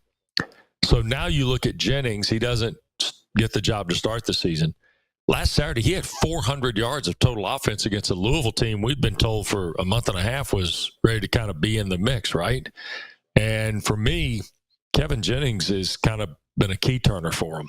And I'm going to be really, really interested to see what happens when they come back off this bye. They're going to Stanford, then they go to Duke. Now, here's where the travel thing starts to kick in. Cal goes east this week for the 3rd time this year, Brian. They went Auburn, Florida State, now Pitt, right? So I think it's going to be interesting when SMU starts flying west and then they fly east the next week and so forth. And you realize that, North Texas is not your travel partner anymore or whatever. But I do believe they're built to be a factor in this. And if you look at their schedule, and again, they may not get to Charlotte in the championship game, but they can ruin somebody's chances of getting to Charlotte. And I think that's what we have. We have 2 teams, maybe a third. I'll throw Pitt in there because they're ranked this week. But the reality of it is somebody's going to ruin somebody's chances to go to Charlotte and thus maybe ruin their chance to get in CFP as well. All right, there was our guy Wes Durham from the other day. It was good to hear from Wes. He'll be on the call on your television tonight. Tom Luginbill will be all alongside him. Dana Boyle down on the field. If you're watching that on ACC Network, 8:00 kick. Man, we just had in the chat while we were playing that back from the other day. Here's modern media for you. This is 2024. So you guys were all freaking out. Just freaking out about Kyle McCord. And I'm not at Shaughnessy's today. Shout out to Shaughnessy's. May I tell you, they have the home field advantage. The Marriott Syracuse downtown, the home of Shaughnessy's, has your home advantage for breakfast, lunch, or dinner. Any day, home of the home game tailgate. That'll be back on Saturday, November the 2nd for Virginia Tech. It's unbeatable with the great deals. The $5, you get the beer, the parking, the shuttle, the whole thing. It's fantastic. A buffet. It's wonderful. Anyway, I'm not there, so I don't have access to Guy at a bar who's the one that tells me all of my inside quarterback knowledge.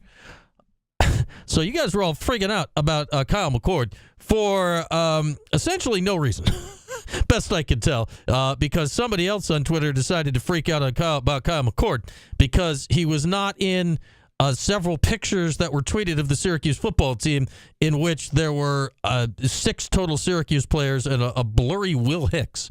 I don't know why there was a motiony, blurry Will Hicks, though he did used to work at NC State. Shout out to Will Hicks. Shout out Hicksy. But so here's what happened.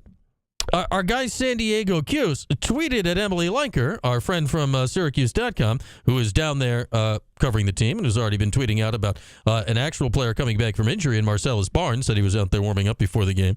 So our guy San Diego Cuse tweeted at Emily, is Kyle McCord there? And Emily tweeted back, yes, he is. And then tweeted a picture of the field and circled Kyle McCord.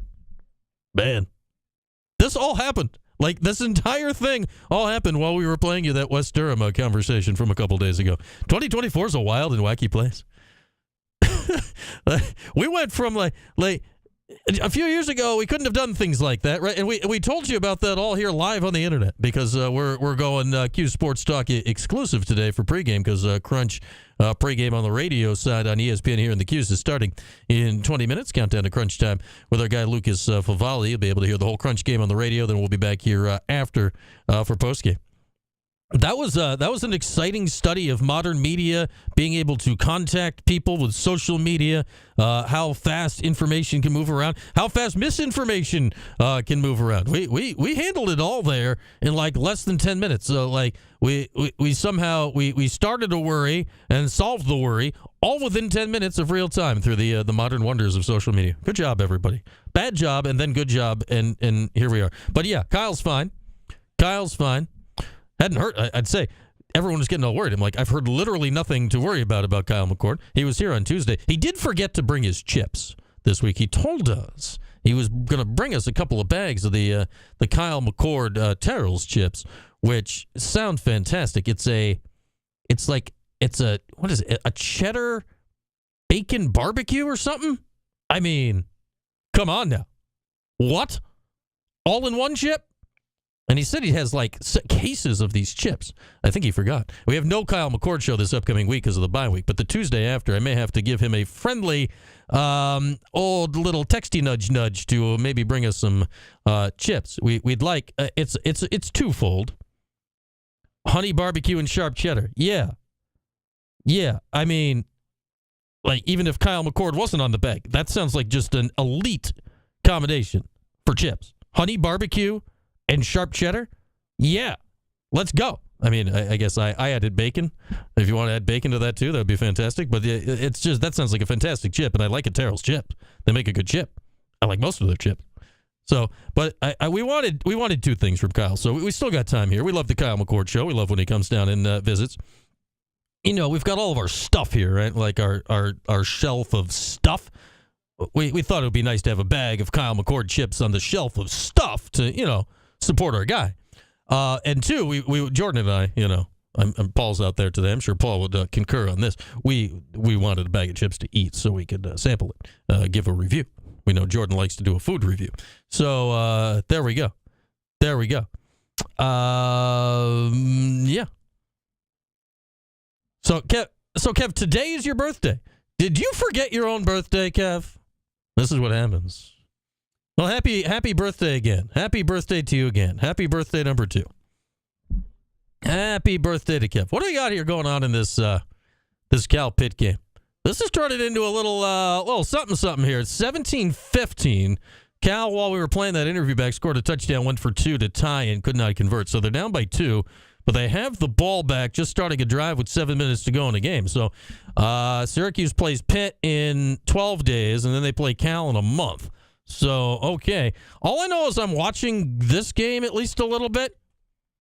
I'm like, yeah, Syracuse can beat both of these teams. I'm not saying Syracuse will. They're both on the road. They don't win at Pittsburgh, off if ever. And going to Cal, that's a long way to go. But, I watched this game, and going back to Kyle McCord, I watched these quarterbacks, and I watched Kyle McCord. I'm like, well, as I've said here, we started talking about this week. This is the 6th game of the season tonight. First 5 games of the season, Kyle McCord was the best quarterback in all 5 games. I don't think that's like a crazy sentence. Then I look at the rest of the schedule, like NC State, and even if they weren't, because when Grayson McCall was healthy this year, he didn't look great for NC State. They're starting a freshman tonight in C.J. Bailey. Like Kyle McCord, will he play better? But Syracuse goes into the game with a better quarterback of the game. Pittsburgh, like I'm watching this Eli Holstein. Yeah, Kyle McCord's better than him. The Virginia Tech game coming up, like Kyron Drones is interesting, but I'd take Kyle McCord. Boston College,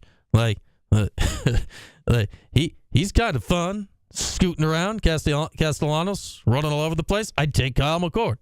This Cal game, they got a quarterback. The most interesting part about their team is their secondary and their defense. I'd take Kyle McCord. Like UConn after that, clearly. Then you get to Cam Ward at the end of the season, and you have a debate. Obviously, Cam is up there in the Heisman race right now. He and McCord are dueling for all the ACC passing stats at the moment.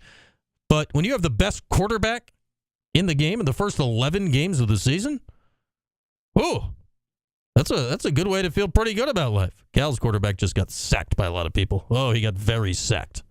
They're at about the 50. 5-ish minutes to go in the game. What down? It's 3rd down. Yeah, they're getting down to brass tacks here. It's going to be an interesting little ending. But neither of these teams can move the ball in this game. It's kind of gross. Syracuse, man, even in the Stanford game where they didn't really get going, they still moved the ball. They made some mistakes. They screwed it up a little bit, but man, they still moved the ball. Syracuse has moved the ball in every game. In every game.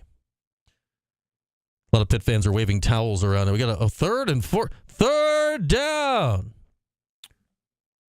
They're going to go for it here. What's the timeout? Well, we're kind of right on the edge. You go for it. Oh. What just happened there? That all looked weird. The quarterback got drilled. Apparently, it was a pre-snap timeout. All right, what do we got? Lockout's going to the Pitt game, so they will win. So Lockout's guaranteeing victory. I like that. San Diego Q's is 99% certain you'll be at the Cal game. That is a very significant certainty. That's a very high percentage. We like that. Like we know there's Dom was in the chat earlier. We know Dom's going to the game tonight. Fish Tender's going to the game tonight. I think a few other people are going to the game tonight. Like we've had people at the game in Vegas. If San Diego Q's is at the game in Cal, the chat's going to have every game covered this year. That's impressive. That's impressive considering how far all over the damn place the games are this year. So for you guys to cover them all like that, good for you. And it shows us why we say wherever you are, wherever you feel like being on QSportsTalk.com because, man, Lockout will also be in Boston. All right, so Lockout's taking care of the Northeast. I'm sure, obviously the home games we don't need to worry about. Yeah, if Cal's covered, if Boston's covered, and if Pittsburgh's covered, yeah, we got it all taken care of. Good on you. Good on and NC State tonight. Yeah, we got the whole thing. The whole slate's taken care of. Good work, guys.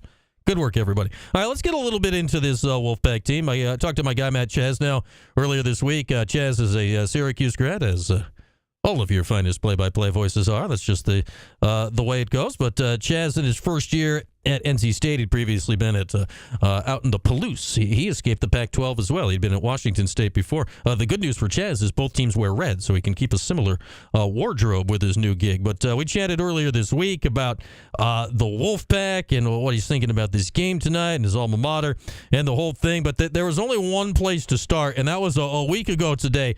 Man, one of the scary moments of the football season so far was the hit Grayson McCall took. His helmet popped off. He got hit in the head. Out cold on the field. The backboard had to go to the hospital. Concussion protocol. The whole thing. So first thing I asked Chaz was, man, what was it like to be there? Trying to describe that as it went down. Yeah, it was really shocking and scary and dramatic. And I've called a lot of games now, and I'm not sure I've really ever seen anything like that before. and it was about as hard a moment as I've had to call. There's an active fumble recovery going on, but McCall was obviously hurt. And so there's two things going on at once. You got trainers streaming onto the field and Wake Forest taking the ball back to the 2 and fans recognizing the play's active, but his helmet's off and they're booing and everybody's cortisol levels shot up. You know, it's just a high anxiety moment. So it was just hard as a father, you know, as just the human element of this, to think about, you know, to see his dad down there on the field and his family having a really emotional moment. A lot of players were crying. I mean, it was really scary. So for being not okay, he's doing well. You know what I mean? He was a concussion and he was brought to the hospital and all that. But he's doing as well as one could hope to be, and it warms your heart to hear that. Yeah, and obviously, you know, in the last decade for sure, and this year because of Tua and whatnot, there's been a lot of talk going on around concussions. What is his prognosis, or do they have one, you know, going forward to the rest of the season? I don't think it's official for the rest of the year. I mean, I'd be absolutely blown away if he's playing Saturday. That's not realistic. In terms of what lies ahead, I think it's one of those deals where coaches and probably even family, like everybody just kind of throws their hands up for the moment and goes, well, let's shelve football for a second. Is this guy okay? Mm-hmm. Okay, he's all right, but like there's a protocol to this, and considering the history of it, you take it really, really, really slow. So I don't have anything like the furthest thing from official with that. You know, so I don't really know the answer to it, but I think we'll be talking about C.J. Bailey for Saturday. Yeah, certainly wishing him the best going forward, because, man, that was a scary highlight to watch on Saturday after it happened to McCall. And then you mentioned Bailey, who's coming in as the quarterback now, and this is a thing where like it's not like he's coming in with no reps leading up to this, like he's played enough here in the last month. What led to the reps, I guess, coming in? What was the back and forth between him and McCall, and how ready is Bailey to go on Saturday? Yeah, it's all been injury stuff. McCall came out banged up in the first quarter against Louisiana Tech a few weeks back, and he actually walked himself off the field. He just wasn't quite right, and they were working on him, and so Bailey came in, played really well against Louisiana Tech. He had a few snaps against Tennessee in garbage time, but didn't attempt to pass, and there wasn't much to that. And so he really played his first action against Louisiana Tech.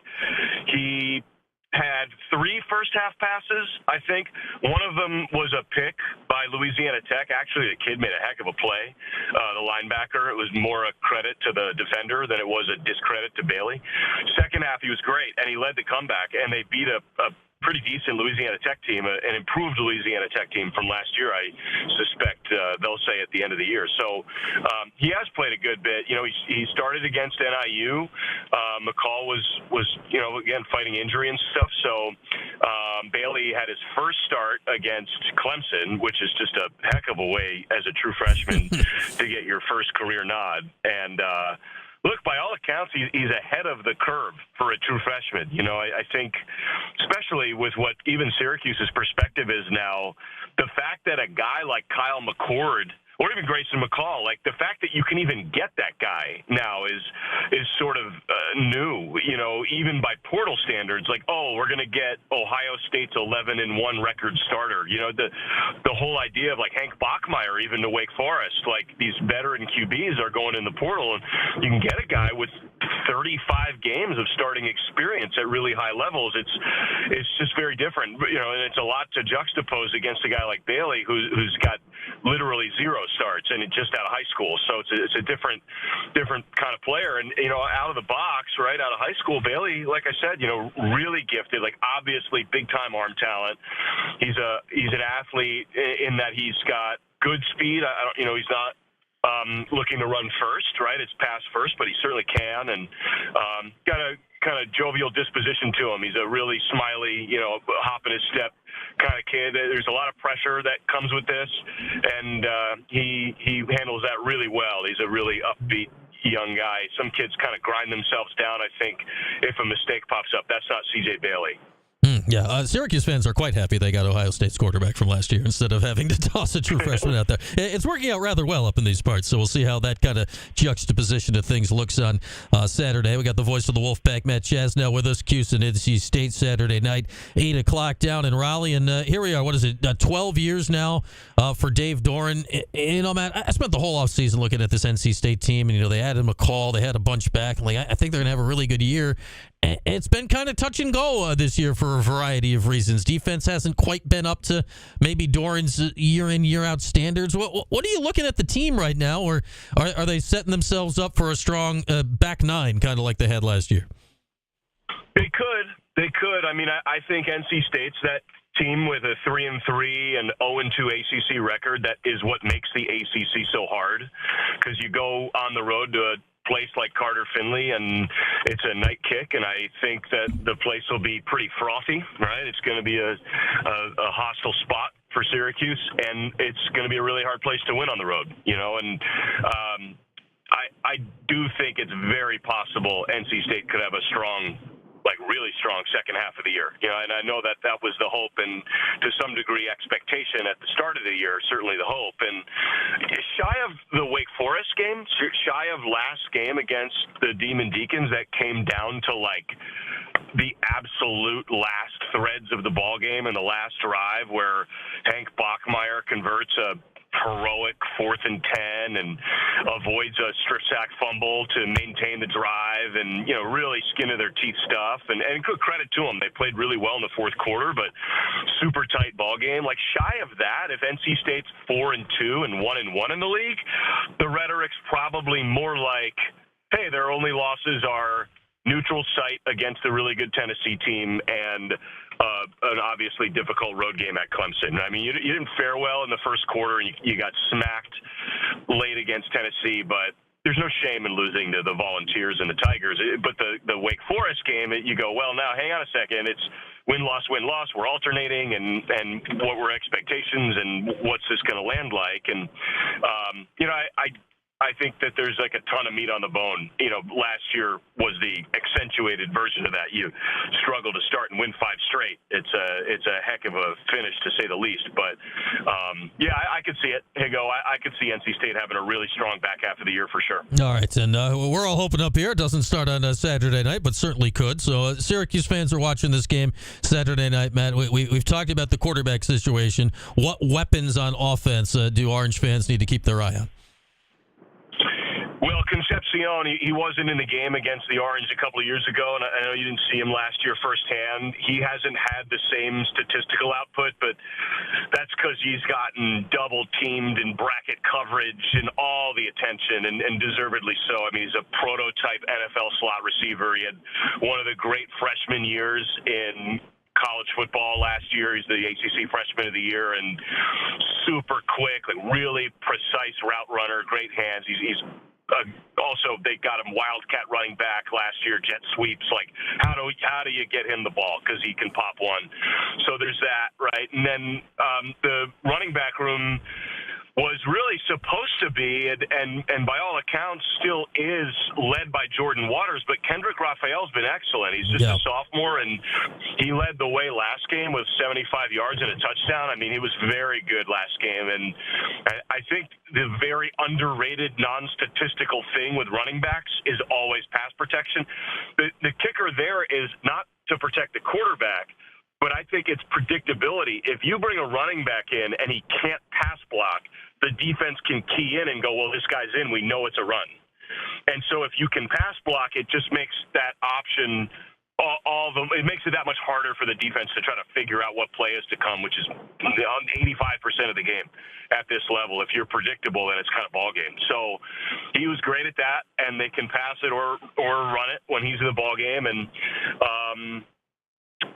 Concepcion gets so keyed on, I think it's opened things up for Justin Jolie, who, I'm not going to think Antonio Gates. Antonio Gates is the best pass-catching tight end ever, right? But he's that type of player. He's a really good athlete, great hands, pass-catching tight end.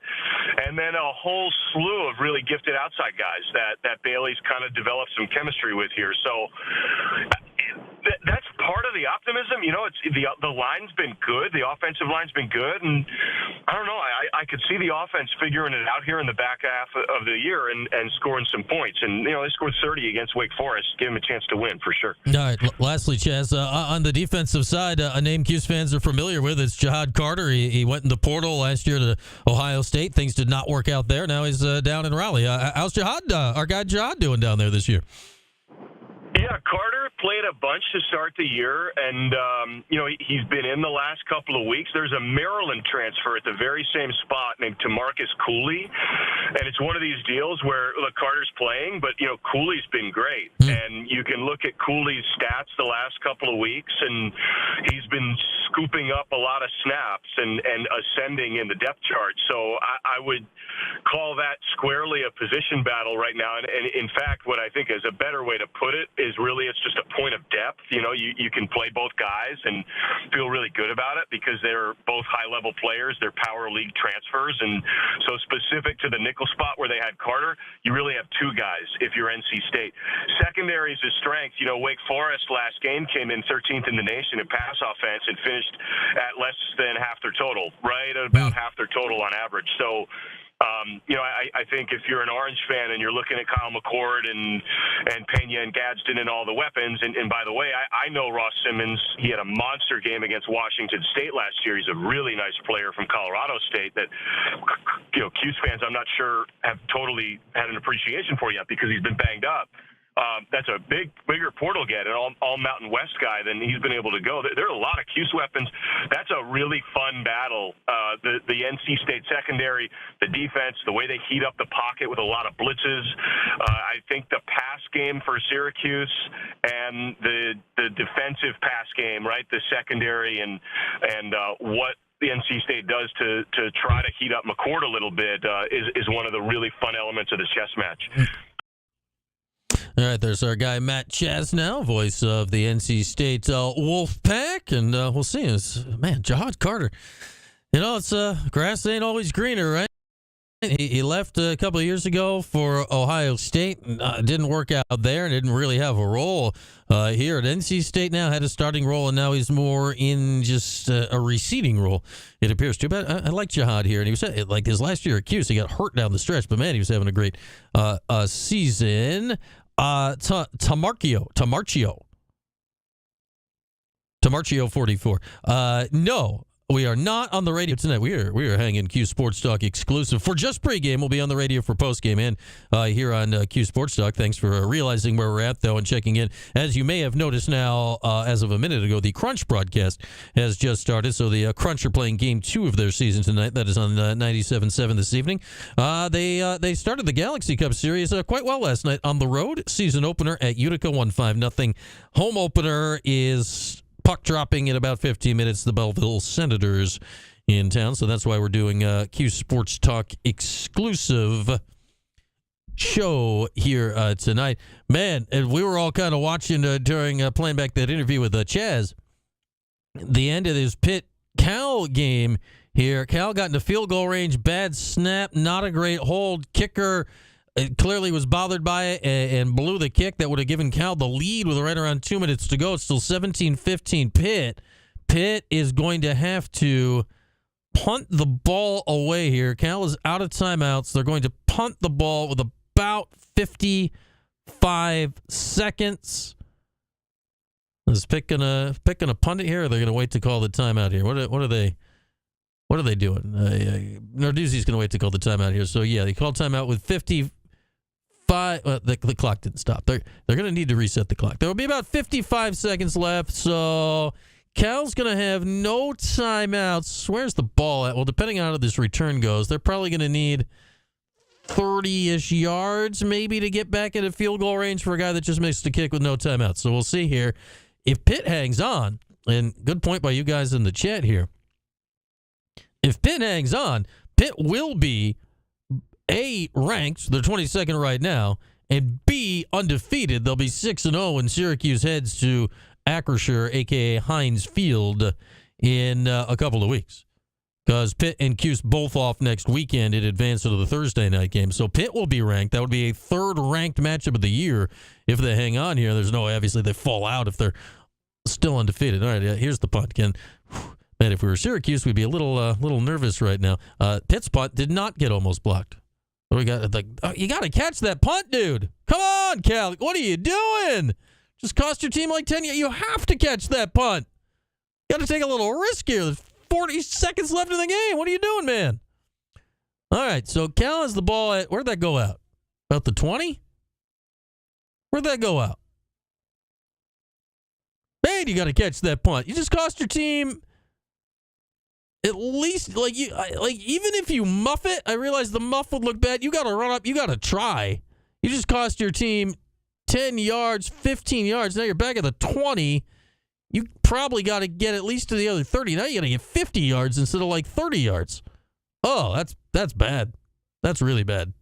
You have I know in normal circumstances of the game I kind of agree with what he did, but in that circumstance, last minute, you got to take more risk. You have to go catch that punt. Have to. The pass on the first play was not close to. I'm not really fancying Cal's chances here to run a successful 2-minute drive into field goal range with no timeouts for their kicker who just missed. All right, let's we'll watch this together until we get to the end of this one. See if Cuse and an undefeated Pittsburgh, man. Pitt's kind of been like Syracuse, like the opposite of Syracuse in recent years. They usually take an early loss and then they go on to have a decent finish to seasons. That's kind of been their way. Did he catch that? No. But yeah, Pitt got through September. They had the crazy comebacks against Cincinnati and West Virginia. I don't know how good they are, but they're going to be 6-0 and Syracuse is playing them. So that's kind of cool. Oh, yeah. Nobody caught that. That wasn't remotely close. Never mind. It was just a weird angle. All right, we got 3rd and 10 here. Cal down by 3. Pitt's feeling pretty good about life because Cal's still 50 yards away from having a chance to have a chance. What do we got here? Mendoza. I like these Cal helmets, though. Those are nice. That's a false start. That's a false start. They're going the wrong way. What's with all did a Pitt guy move? What's with all, I saw 3 Cal guys go early. What's with all the discussions? Yeah, false start. Come on. We're gonna watch part of the end of this Pitt Cal game, and then we'll get into our Don McPherson conversations. Still coming up before kick. Again, no commercials, man. We're just chilling today on Q Sports Talk in our pregame show, hanging out. Good vibes only. Cuse and NC State coming up at 8. We'll be back here on the radio and on Q Sports Talk after for the postgame show. We'll hear from Fran, get your calls, the whole deal. You know, postgame. We'll do it up. We'll do it up nice. It'll still be late, but it'll be earlier than last week. Hey, they got the ball off. This has not been. Whoa, did he get? Oh, he had him open a little bit. Man, this Mendoza guy is not the most impressive quarterback I've ever seen in the tiny little bit I've watched of this game. I fell asleep on the couch during their Miami game last week, so I didn't really see them build that big lead and then blow it. 4th and 15, still 55 yards away from field goal range with 30 seconds and no timeouts. Not great, Bob. Not great. All right. Last chance saloon here for Cal. Last chances. Oh, complete. Short. Game over. Okay. Yeah, that was wow. Well, Cal should have won that game every which way but Sunday, but they didn't. Pitt's going to be undefeated. Syracuse is going to be playing an undefeated Pittsburgh team. This has the chance. If Syracuse wins this game tonight,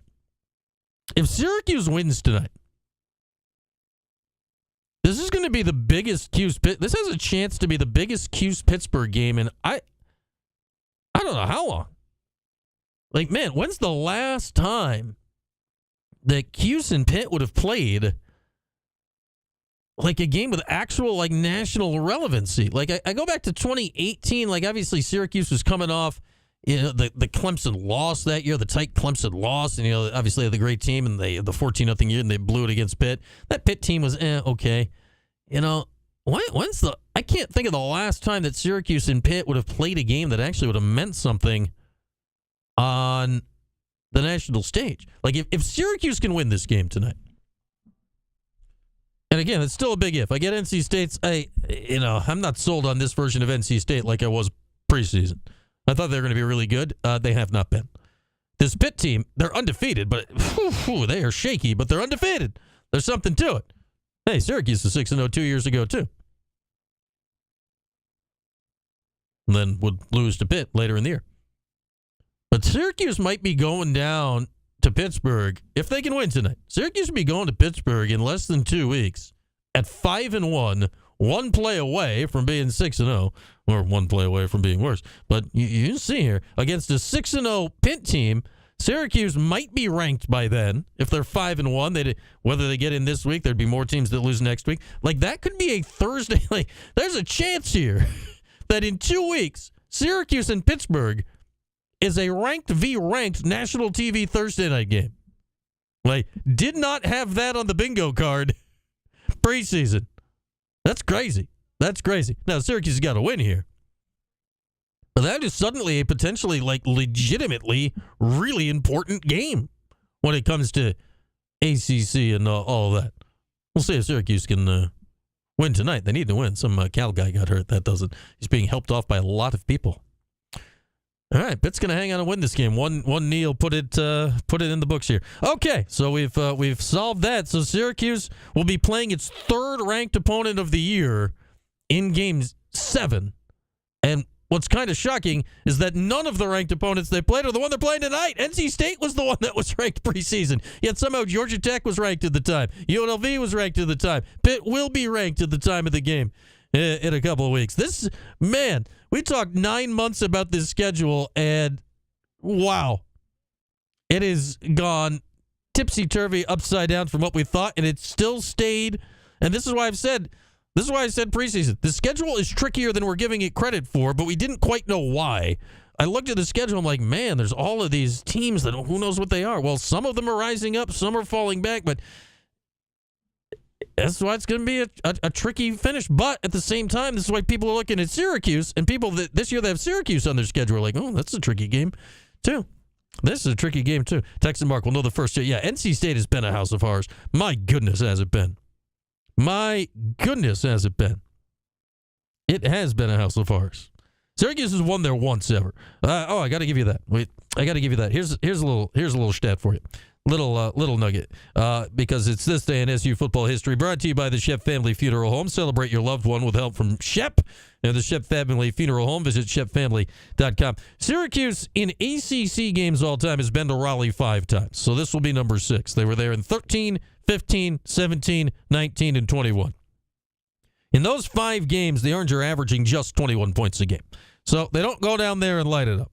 The only win came in the first visit there. Scott Schaefer, head coach. Terrell Hunt, quarterback. 2013, went down there. That was still early years of Dave Dorn. Was that Dorn's first year? Might have been Dorn's, I think that was, this is his 12th year. That was Dave Dorn's first year as head coach. So we didn't quite know what they were. There was a lot going on. Didn't quite know what was what down there at NC State. But Syracuse ran the ball and ran it some more. The Orange ran the ball in that game for 362 yards. Jerome Smith, remember him? 140 and a touchdown. Prince Tyson Gully, $132 and a touchdown. Terrell Hunt, 92 and a touchdown. Those three, just every play. Run. Terrell threw for 70 yards. They didn't throw the ball. They didn't need to. Run. And Syracuse won that game 24-10. And then 4 trips since,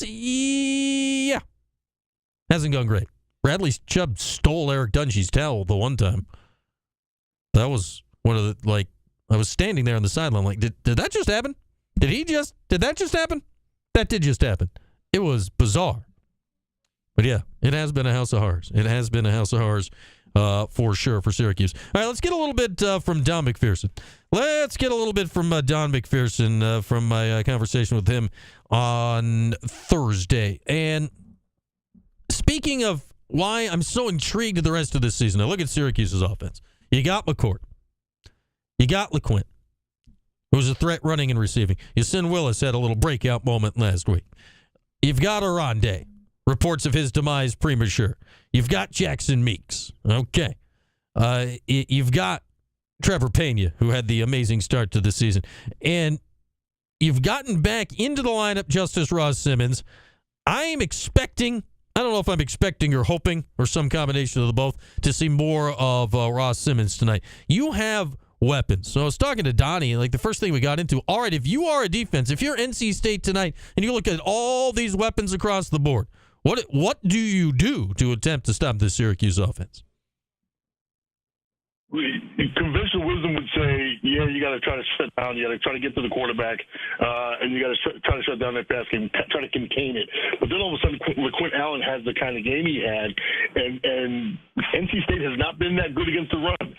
They've given up a ton of points. They gave up like 50-plus to Tennessee and Clemson, and in each of those games, and so they haven't been that great against the run. LeQuint Allen poses a problem, but the first thing they have to try to do is in some way disrupt Kyle McCord, and that's going to be their got to be their defensive game plan to slow down a guy who's throwing the ball as much as Kyle McCord is.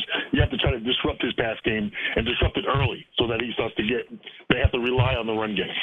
Yeah, it's just one of those things. Like, and he's gotten off to these hot starts. He completed his first 11 passes last game, right? Like McCord saying, like, yeah, just try me right now, right? He comes out hot. It feels like every game.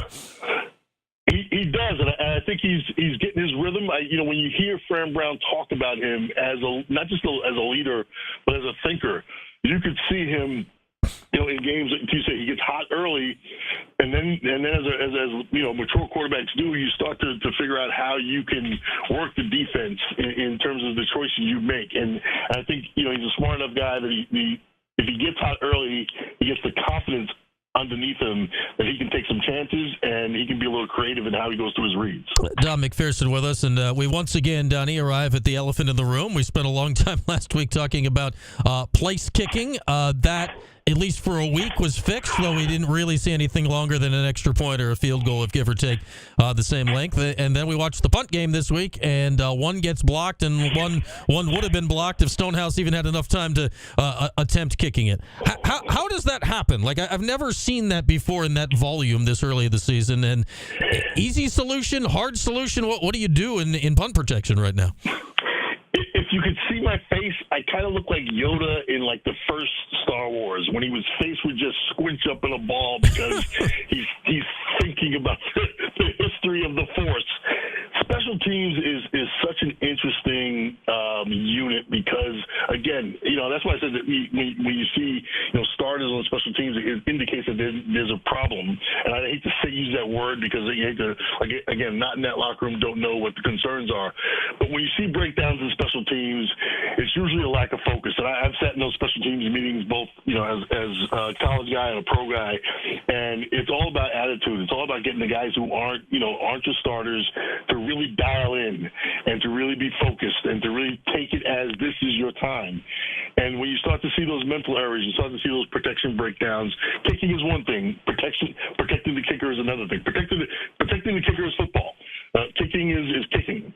Protecting the kicker is football. You need to get a different kind of attitude in those special teams unit to really get those guys to do those old school blocking and tackling on special teams. And that's why I make the Yoda face, because it's kind of like there's no secret to special teams. It's all about attitude. To protect the punter, you will. Maybe they need Yoda to advise them on the special team.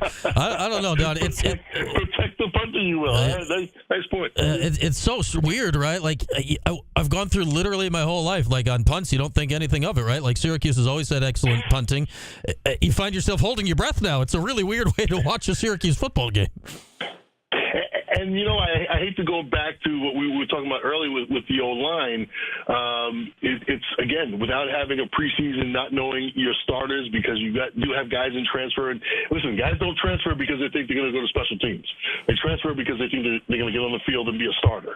And so when you have guys moving around and you're building a team through transfer portal nowadays, you got to get guys who think they should be starting, because that's why they left their previous school to dial in on special teams. And so it is about attitude. attitude and getting guys who may be a little disappointed with where they are on the field to hunker down and get dialed in on special teams. All right, Donnie, what are you expecting on Saturday? This is a completely different situation than I would have guessed a month ago. Here comes NC State. They're 3-3. Syracuse is going in as the favorite on the road in Raleigh, so a kind of a role reversal from what we would have thought a month ago. How do you think this plays out on Saturday? I agree. It's definitely a role reversal. We thought NC State was going to be a little bit better. They had a veteran quarterback in Grayson McCall coming in, and now Grayson McCall's knocked out. Yeah. I saw something where they said he was questionable. If you saw how he left the game without his helmet and on a stretcher, and now he's questionable. He's not questionable for this game. I doubt we'll see Grayson McCall. If they put him on the field Saturday, it's lunacy. It's complete lunacy. Exactly right. And so we're probably going to see this freshman quarterback come in. His name is escaping now, but I know he's a true freshman. He came in from McCall last week. Thank you. I have it. Where did I put his name? C.J. Bailey. C.J. Bailey. True freshman, great high school player. That's probably who you're going to see at the quarterback position, which means that Elijah Washington is going to dial in some things to confuse him and make his life miserable in his first start. And so I think you're going to see the Syracuse offense come out and sling the ball a lot and give that NC State defense that has been struggling this year. They're not very good on defense, and now they're without their starting quarterback. So it's a team that's hobbling at 3-3, and I think Syracuse is, as we say, playing downhill right now. And coming off a big win, even though it was a West Coast trip, they had an extra day to rest because it was Friday night, and now it's Saturday night at 8 o'clock. Lots of rest for this team. They're feeling good about themselves. Nothing like coming off an overtime win on the road. That's the best flight home you could ever have as a football team, is coming off a game where you really earned it, and you can finish a game. So I think Syracuse is going to be playing with a lot of confidence going into a team at NC State that's a bit hobbled. All right, there's our guy, Don McPherson from earlier this week. What do you got, Texan Mark? Texan Mark's gone to Purdue, Illinois. I've just switched over to Penn State, USC. They are likely it's tied at 30 here with 2 seconds to go. Looks like a gorgeous Los Angeles afternoon for these noted Big Ten rivals. Where's the ball? They're not in field goal. We're going to get a little Hail Mary, then probably some overtime here. What's up with this Purdue, Illinois? Whoa, Purdue, Illinois, 43-40. My goodness. Purdue stinks. How did that happen? What else is going on? Notre Dame, Stanford is delayed. Dino Babers in Arizona are getting worked by BYU. Georgia up 10 on Mississippi State going to the fourth. Florida, Tennessee. Man, remember when that game was really important and huge every year? Didn't even know that was happening today. Florida and Tennessee just getting going. Down in Knoxville, we're a half hour out from the big game of the day. Number 2, Ohio State. Number 3, Oregon. Ole Miss, LSU's tonight. 2 top 15 teams. That's a nice little game. Iowa State, West Virginia later. K-State, Colorado. Late night, super late night. The Scooter Special, Boise State and Hawaii. Now, what's happening with this with the gambling stuff with this Cuse game? What's going on here? Why is the line dropping? What is happening? I don't know what's going on with this. Do we know? I've not heard anything peculiar, but like gambling people are good at hearing peculiar things. I don't know what's going on. I don't know what's going on. Do we know anything? Is there anything going on? Let's do a quick let's do a quick search of the world here together. Is there anything? Yeah, Emily Liker from here.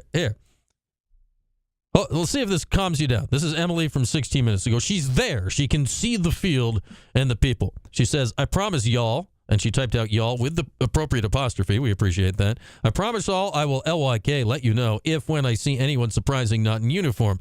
I know y'all, 2 y'alls, are panicking about the spread, LOL. Let's take a few breaths. McCord went through early warm-ups. LeQuint's jogging around the field now. Padded team warm-ups should begin soon. Okay. Marlo Wax doing light drills, not in uniform. McCord was warming up. Barnes was warming up. There we go. Okay, let's see. Maybe it's just now you can get good Cuse value. I don't know. Okay. My guess is, the line moving 3 points because 2 defensive linemen are out. That's a large move for a line because defensive linemen are out, but it could be. Like, that was news that came out Thursday, and the line has moved since then. I mean, I guess, who knows? And, it's a kind of rando college football game. All it could take is like one legit big bet to move the line significantly at some places. So who knows what's going on? Who knows what's going on in this crazy world of college sports and betting and all this stuff? But we're getting ready for Syracuse and NC State. That was the news that came out of the coaches show up at Heritage Hill the other night, that no more Kevin Jobity and Tank Wilson likely for the season. There was no real... Did they get hurt in the game? Are they hurt at all? What's going on? Fran did not really specify, which is interesting because Fran normally does specify. The Zeed Haynes situation, that was a personal thing going on with Zeed, is kind of the exception to the rule. But like Will Nixon's out for the year hurt. Liz Frank injury. We got that all from Fran the other day. So what's going on with those two? Not really sure. But, man, we know going into this game, depth on the defensive line, it's a major worry here. It's a major worry. Tank Wilson out. Jobity out. Are we going to see more Murad Watson, who's played a lot already this season? Rashad Perry. How are they going to fill the gap? How are they going to stop the run? NC State's been a fine running team this season. Certainly not up to some of their teams 4, 5, 6 years ago, the way they ran the ball. So I don't really know how that's going to go tonight. It's going to be really interesting to see how Syracuse attempts to stop the run tonight. Attempts, are they going to get any press up the middle? Marlo Axe not back yet. Justin Barron, it's going to put a lot of pressure on Barron playing that spot at linebacker.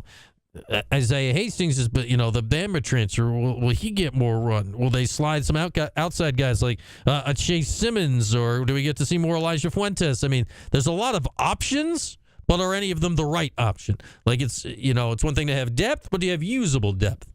The Orange did not have usable depth the last few years.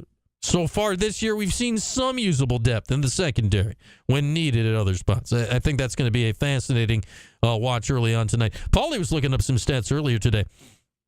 NC State, we talk about tempo offenses and stuff. NC State this year has been doing like the opposite. They've been going slow. Super-duper slow. But Syracuse is not afraid to, get a lot of plays in and all this. So can NC State's slow tempo throw Syracuse off tonight? I think that's going to be something to watch out for. And combined with the D-line and whatever, I think it's going to be really interesting to see how that all goes together. Mentioned the Will Nixon thing. Obviously he hasn't, didn't play last week either. And Willis was great. And LeQuint was great. But if anything with LeQuint's injuries from last week carry over and hamper him, we haven't heard that it will, but if any of that stuff happens, where's your depth at running back? How much is Willis ready to do? Where is anyone besides LeQuint in pass protection for McCord? Kyle told us a few weeks ago how good LeQuint is when at picking up blitzes and stuff like that. So I think those will be interesting things to see. So it's just a lot of stuff that we're going to have to keep an eye on early as far as player participation, stuff like that. Getting guys back. That's happening too. Marcellus Barnes expected to play tonight. He's missed the last couple weeks with back spasms. What does he look like? He'd been playing well, right? He'd been playing very well before he got hurt. Against, who was it? It was the Holy Cross game, right, when he got hurt. So what's that going to look like with him coming back into the fold this week? Justice Ross Simmons, we expect him to get a little more burn on offense tonight. He played 12 plays, I believe it was, last week, 0 targets. Will McCord be able to get him the ball tonight, and in what way? I've heard nothing but good things about him when healthy from his time last year at Colorado State, from McCord, from other guys on the team, like when healthy, what this guy's been. He showed up dealing with injuries, then got injured in a different way during camp, and it's lingered and lingered. Can he deliver something tonight? I think all of that's going to be interesting to watch. Ryan Mullen is eating his pregame Wegmans lobster mac and cheese. Syracuse has won every game. You've had that pregame? And what did you have for dinner before the Stanford game, Ryan? I ask accusingly. Lobster mac and cheese. Hey now. That sounds good, though. I do love a good lobster mac and cheese. There's college football on True TV. What game's on True TV? Is that the Illinois game? What's going? I'm watching overtime here of USC and Penn State. I got that on the tube. Look at this. Look at the sunny SoCal weather. USC seems to be struggling on this opening possession of overtime at the moment. The Louisville-Virginia game has gone final. Louisville hangs on to win 24-20. Clemson won earlier. ACC scores, beat Wake Forest 49-14. Pitt probably should have, could have lost, but didn't against Cal. 17-15. Cal's field goal to take the lead with about 2 minutes left. Bad snap. Iffy hold. Missed. Georgia Tech, wild win at Carolina. They led most of the way, blew the lead, and then scored on like the second to last play on a wacky draw that should not have resulted in a 60, 70-yard touchdown run, but it did. And there we are in the ACC today. Notre Dame, Stanford in a weather delay, and then Syracuse, NC State will be the last game off tonight with the 8 o'clock kick. Ryan was working and could not have the work. So because Ryan was working during the Stanford game, the Orange are not undefeated. That's what I'm hearing. Ryan, it is a hoodie, but it looks like they're St. Paddy's Day upside-down stoplight jerseys, which I do enjoy. But it is, we'll spin around and model it best we can here. It is, here's the hood. It's a hoodie. No, I just got the hood stuck. It's like a fleecy thing inside. It's softer inside than you'd think, and it's got the upside down stoplight and the whole thing. Crunch, they're going right now. They should be in the first period against Belleville. That's why we're just Q Sports Talk tonight, and why we're chilling and loose and hanging out here. Crunch on the radio will be radio and Q Sports Talk post game. So yeah, this is a good hoodie. The only thing that would make this better if it's a zip up, because I love a zip up hoodie, but this is a good one. I figured since the Crunch were on, I'd wear my one piece of Crunch paraphernalia. That's how we plan the old getting dressed thing today. I'm like, well, the Crunch are on the radio. I will support the Crunch. Penn State now, they have the ball and they need just score to win the game. So trying to stay undefeated is the fourth ranked Nittany Lions. Keith Jackson should be calling this game. Is Keith still alive? I think he is. Weird question to ask out loud. Keith's got to be like 90 years old. I think he's still alive. Is Keith Jackson still alive? Whoa, Nelly. No, he's not still alive. He's been dead for 6 years. Well, we whiffed on that one. Keith Jackson was fantastic. Neither here nor there. Well, we missed on that. We missed on that one by just a hot minute, did we not? Made it to 89, though. Good for him. Okay. Back to today's game. So Kyle McCord. I think we're done panicking about Kyle McCord for tonight. Like whatever was going on out in the social media. Are we done? I think we're done panicking about that.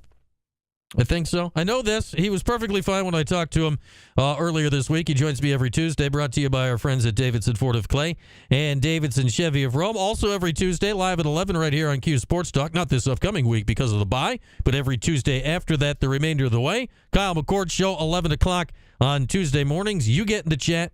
You get to ask questions for Kyle, and then I will tell him the questions, and he'll answer. It works great.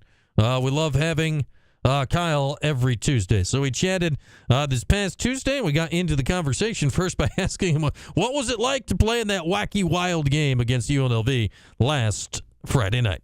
Wild back and forth game, and we just kept swinging, and I think that was the biggest thing. I think there were points where things were going our way, and it was great, and then things were not going our way at certain points in the game, but just kept swinging, and to come out with a win like that was huge. I'd say the biggest thing I've maybe taken away from this team this year through 5 games, and we hear Fran and Dart and the whole thing is like, look at the way the Georgia Tech game ended. They come back and you guys make a play. Even in a loss in the Stanford game, you guys go down and have the 2-minute drill. This game is back and forth. What does it say about your ability to just hang in, you, the team, the whole deal so far this year? Yeah, I think it's really 2 things. One, a lot of senior leadership, a lot of guys who have played a lot of football and who have been in big games like that, just making sure that everybody keeps their composure on the sideline and just knowing how to operate in games like that. And then I think the other thing is just how we practice. A lot of those situations that came up in the game on Friday are things that we've practiced. Obviously, the 2-minute drill, the overtime, we call it the middle 8, the last 4 minutes of the first half and the first 4 minutes of the second half. I think we did a really good job there. So just all situations that we practice, and obviously they're showing up in big games. So I think those are really the two biggest things, just the leadership that we have and then how we practice allows us to be in all those games. How comfortable are you feeling in the 2-minute drill right now? I mean, we see you score before the half. Obviously, you tie the game up late. We've seen it in other games. How comfortable are you in the team in those spots? Yeah, I mean, I think that going back to what I was just saying, it's practice that makes us so comfortable in moments like that. And we're not asking myself or any of the other guys to do things that they haven't done. And so when you step on the field in situations like that, it's just going back to your training and just relying on all the reps that you've got in up to that point. And just going out, trusting your eyes, and making it happen. Team leader in toughness has to be LaQuinn Allen. I mean, he had a fantastic game regardless of health, and he was playing at least half the game banged up. 4 touchdowns, the 4th down conversion, the game-winning touchdown. When you see that guy doing that, what's it doing for you? Yeah, I mean, that is he's the ultimate warrior, and for him to, essentially put the team on his back the way he did there, scoring 4 touchdowns, kept the game alive on the 4th and 1, staying up, and then, scoring the last play of the game to win the game for us. It's, I think that just embodies who he is as a player, and he just wouldn't be denied. There was no shot.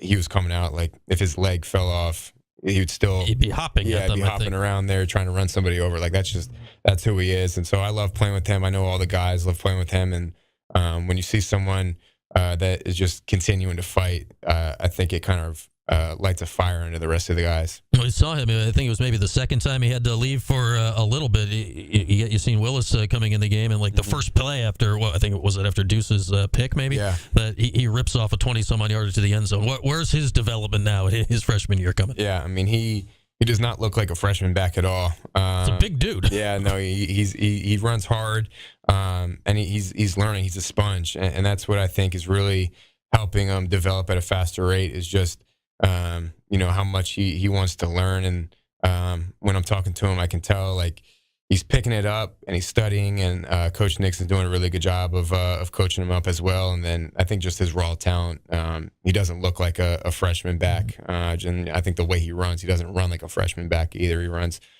hard and runs downhill, and he stepped up big time for us on Friday, and to have another back be able to go in the game and play that well, that was huge. Yeah, so the issues with freshman running backs, it's not usually the running, right? Like that's usually their skill. We talked, I think, last week about how good of a pass protector LaQuinn is for you. That's maybe one of the last things to come along. Where's you seeing in that? Because you got to have faith in him in that too to get him out of the field. Yeah, no, I mean that was one of the biggest things for him coming in for a running back. Like you really have to understand protections, and you have to know where the line is going. Then you have to know your responsibility, and you have to be able to see the defense. And I mean, it happens fast. And obviously, college teams are a step up from high school. And when, like especially in third down situations, when they have all these crazy packages in and throwing different looks, you have to be good with your eyes. And so he did a really good job of that throughout the week. And then on Friday, made some really big blocks for me to give me some time to stand in the pocket and make throws down the field. And I think I was talking about this last week. Like that obviously doesn't go on the stat sheet, but that's super valuable for the team. And I think all the backs have done a really good job of that. Yeah, if that didn't happen, other stuff wouldn't go on the stat sheet because plays wouldn't happen like that. As we got Kyle McCord with us, our weekly conversation brought to you by Davidson Ford of Clay, Davidson Chevy of Rome. Tales of Aronde Gadsden's demise seem to be exaggerated. Yeah. Everything fine. Yeah. 10 for $142. Like, nothing changed, right? Other than he had a little more room to operate this week. Yeah, huh? I mean, I think people were, freaking out a little bit. We're good at that. Yeah, after the last 2 weeks, for him not having the monster games that people are used to. But I said I wasn't worried, and we had a great week of practice, and obviously I had a really great game, and every single time I was looking his way, it felt like he was open. And I think it's a credit to him. He was, doing a really good job beating man coverage, understanding in zones when to sit, and made some really big catches, especially down the stretch late in that game. Like that 2-minute drive, he was a monster. And then he ultimately made the catch to kind of set up LeQuint's run there. So, big time players make big time plays, and that's exactly what he did. He had the first couple of catches of the 2-minute drill, if I'm remembering right. How much just to get the drive going? How important is that? That's the biggest thing. And it was something at Ohio State actually that we talked about. Like the hardest part about any 2-minute drive is just getting it going and getting that first down. And so to start off the 2-minute drive, getting him going, and I think he caught the scramble to the right and took it for 15, 16, 17 yards, something like that, was huge. And I think we were at midfield quick. And one play. And then the time doesn't matter as much, especially when you have 3 timeouts and then the 2-minute timeout as well. I think, just getting him the ball early on and that drive was big. And I think, like I said, just made some really, really big plays. He had 10 catches. LeQuint had 9 catches to go along with what he did running the ball. Trevor had 8. Meeks had 8 catches in the game. You go along with the running game with LeQuint and Willis. How do defenses deal with this now? Obviously, you put 44 up. The answer is tricky. Like when you have these options, what's that doing for you right now? Yeah, I think if there was a perfect defense, everyone would play it. And I think every defense has their weaknesses in the scheme. And so week 5 going into week 6 now, we've seen a lot of different looks. And I think that the coaches have done a really good job of getting us ready for everything that we might see out there in the field. And then the O-line, I think, played a great game. I don't think enough people are talking about how well they played. I mean, we ran the ball. It's the best we ran the ball all year, in my opinion. And then the pass protection was great. I didn't get sacked once. And so to have that protection and to be able to run the ball like that against UNLV, who was throwing a few different looks at us, I think that's a big credit to the boys up front. Are you noticing the line gelling? Like, we know it's a bunch of guys that have played a lot of college football, but DeAndre Reed's the only one that started in that same spot here last year. How have you noticed that group change over the last month? Yeah, I mean, the O-line, it's similar to a quarterback and the receivers. Obviously, I need to have really good chemistry and timing and communication with my receivers, and I think it's similar to with the O-line because obviously the look you get at the snap of the ball, 2 seconds later isn't always the same look, especially on third down when defenses are throwing all these crazy looks and guys are twisting and linebackers are coming and safeties and guys are dropping out, and so they have to do a good job of communicating and passing stuff off. And I see them coming together every single day, and I think the more reps and the more snaps they play with each other, especially in a game scenario, the better they'll be. All right, we got Kyle McCord here. It is NC State this week, another primetime game. You guys are going 8 o'clock on Saturday night. ACC Network will be the television for that one. What do you make of this Wolfpack team? They've had a kind of an up and down season. We know they were supposed to have a really good year. When you see them on tape, what are you looking at right now? Yeah, I mean, a lot of talent across the board. I think that's the biggest thing that stands out to me. Especially on defense, they're solid at every level with really good players and guys that have played a lot of football. And so we're going to have to bring it. And they're well coached, obviously. I think they've won 8 games in the past 7 years or something like that. Yeah, something like that. It's quite a streak they got going. Yeah. So, I mean, they've been consistently really good. And that doesn't happen by accident. I think that says a lot about how good their staff is and how good the players are. And like you said, it's going to be a primetime game. It's going to be a good atmosphere, and it's going to be a test for us. So we're going to have to bring our A game if we want to win. There's our guy, Kyle McCord. And this is what's going on right now. Yes, I have worn 4 different outfits during this pregame show. Don't question it. And yes, Kyle McCord was both here on your screen on Q Sports Talk and on the screen on ACC Network. For everyone that's decided to panic about Kyle McCord because he wasn't in one of the 4 pregame photos that was tweeted out by the Q's football account, he was just on the screen warming up, just ripping passes for like the last 2 minutes straight on ACC Network. Now they're showing the lanky CJ Bailey. He is a 6'6" string bean, but true freshman. His stats ain't terrible. So McCord, is the doppelganger in Raleigh or is the doppelganger here? Is Does he have an identical twin? So many questions to ask here as we go on throughout our pregame show. So there's the quarterback situation. Again, like C.J. Bailey, he's out of the Miami area down in Florida. Decent recruit for NC State, true freshman. Wasn't supposed to feature this year. They brought in Grayson McCall out of the transfer portal. And Grayson, obviously, he's in the concussion protocol now, took that vicious hit. It was vicious, but it wasn't dirty. Like, his helmet flew off, then he got hit in the side of the head. It was not a dirty play by Wake Forest last week. It was unfortunate the way it happened. Had to be knocked out cold during a play. He fumbled. There's a fumble recovery. He's unconscious. There was a lot going on the field at the time, so wishing him the best. He had such a great career at Coastal Carolina. Then I watched him play, though. Like, I watched NC State's opener this year. I think it was on a Thursday night. I'm trying to figure out why I was watching the game. It was a terrible game. They were playing FCS whatever. Who were they playing? Western Carolina? They were playing a directional Carolina, not north or east or south. Must have been west. That's the only one left. And they were losing. It was a gross game. And they ended up pulling away. Final score didn't look like it. But I was watching him throw. I saw enough Coastal Carolina was there. Played with Isaiah Likely, the now tight end for the Ravens. I watched him, like, he was good then. Like, man, it didn't look like his throws could have broken a tissue, much less a window pane. Like, he was just, like, noodle arming the ball all over. Then he had various injuries. He was in and out. C.J. Bailey here, we're going into Game 6 tonight. C.J. Bailey's actually thrown more passes this year than McCall. So it's not ideal for NC State that they're starting a true freshman in this one. But, and this is the thing to worry about for Syracuse, normally like, man, true freshman, get him early in the year. Yeah, we'll take him apart.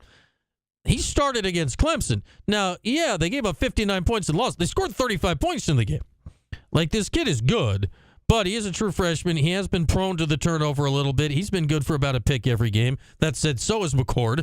So we'll see how that all kind of balances itself out here in the game tonight. It's going to be an interesting matchup, and then add in the fact that Syracuse is extremely thin on the defensive line.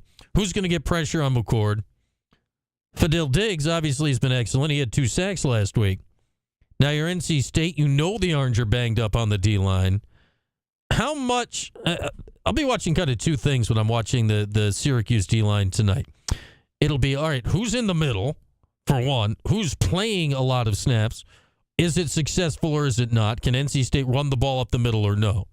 And then the other thing I'll be watching is, okay, they know that Syracuse is hampered up the middle. They know that Fadil Diggs has been a menace at points this year.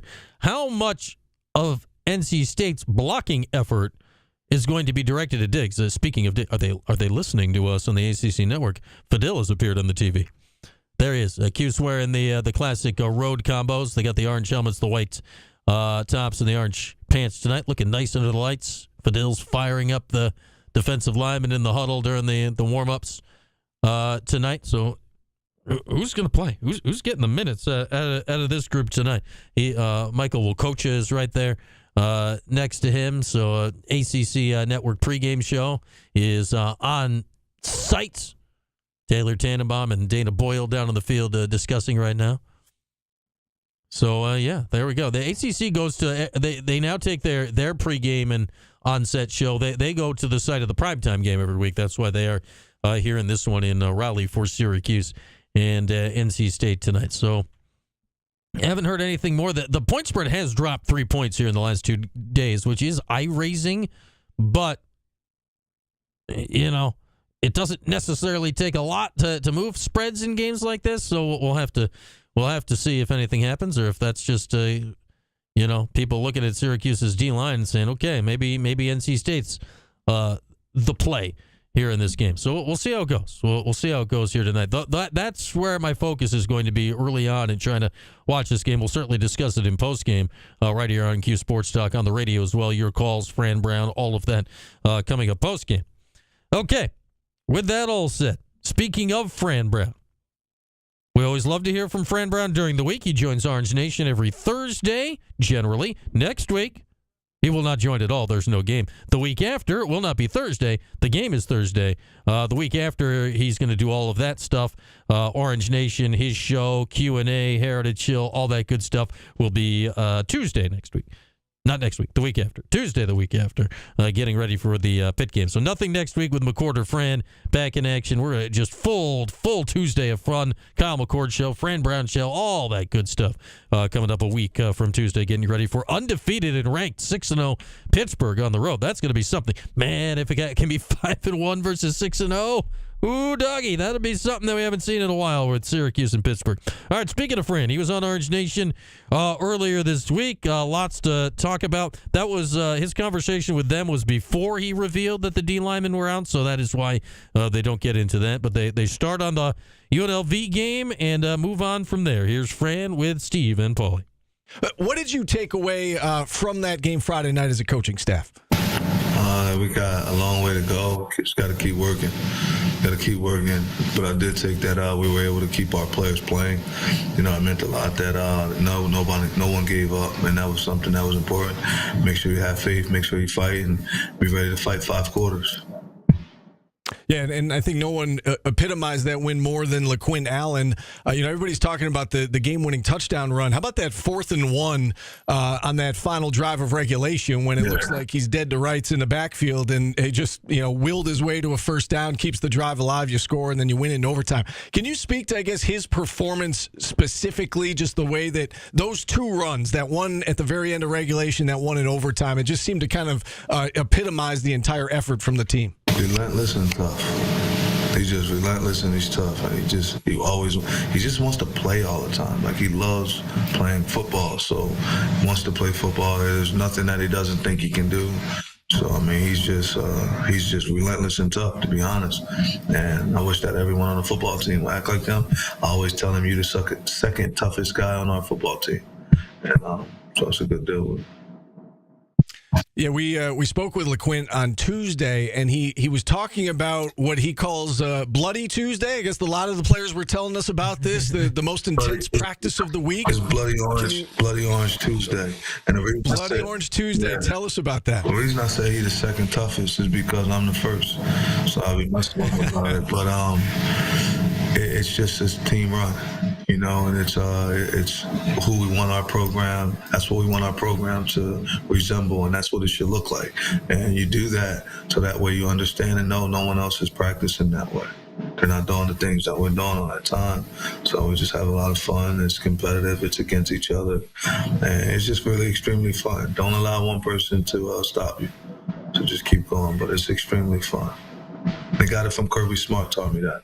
Them being down at Georgia, and he showed me that, and that was a good deal.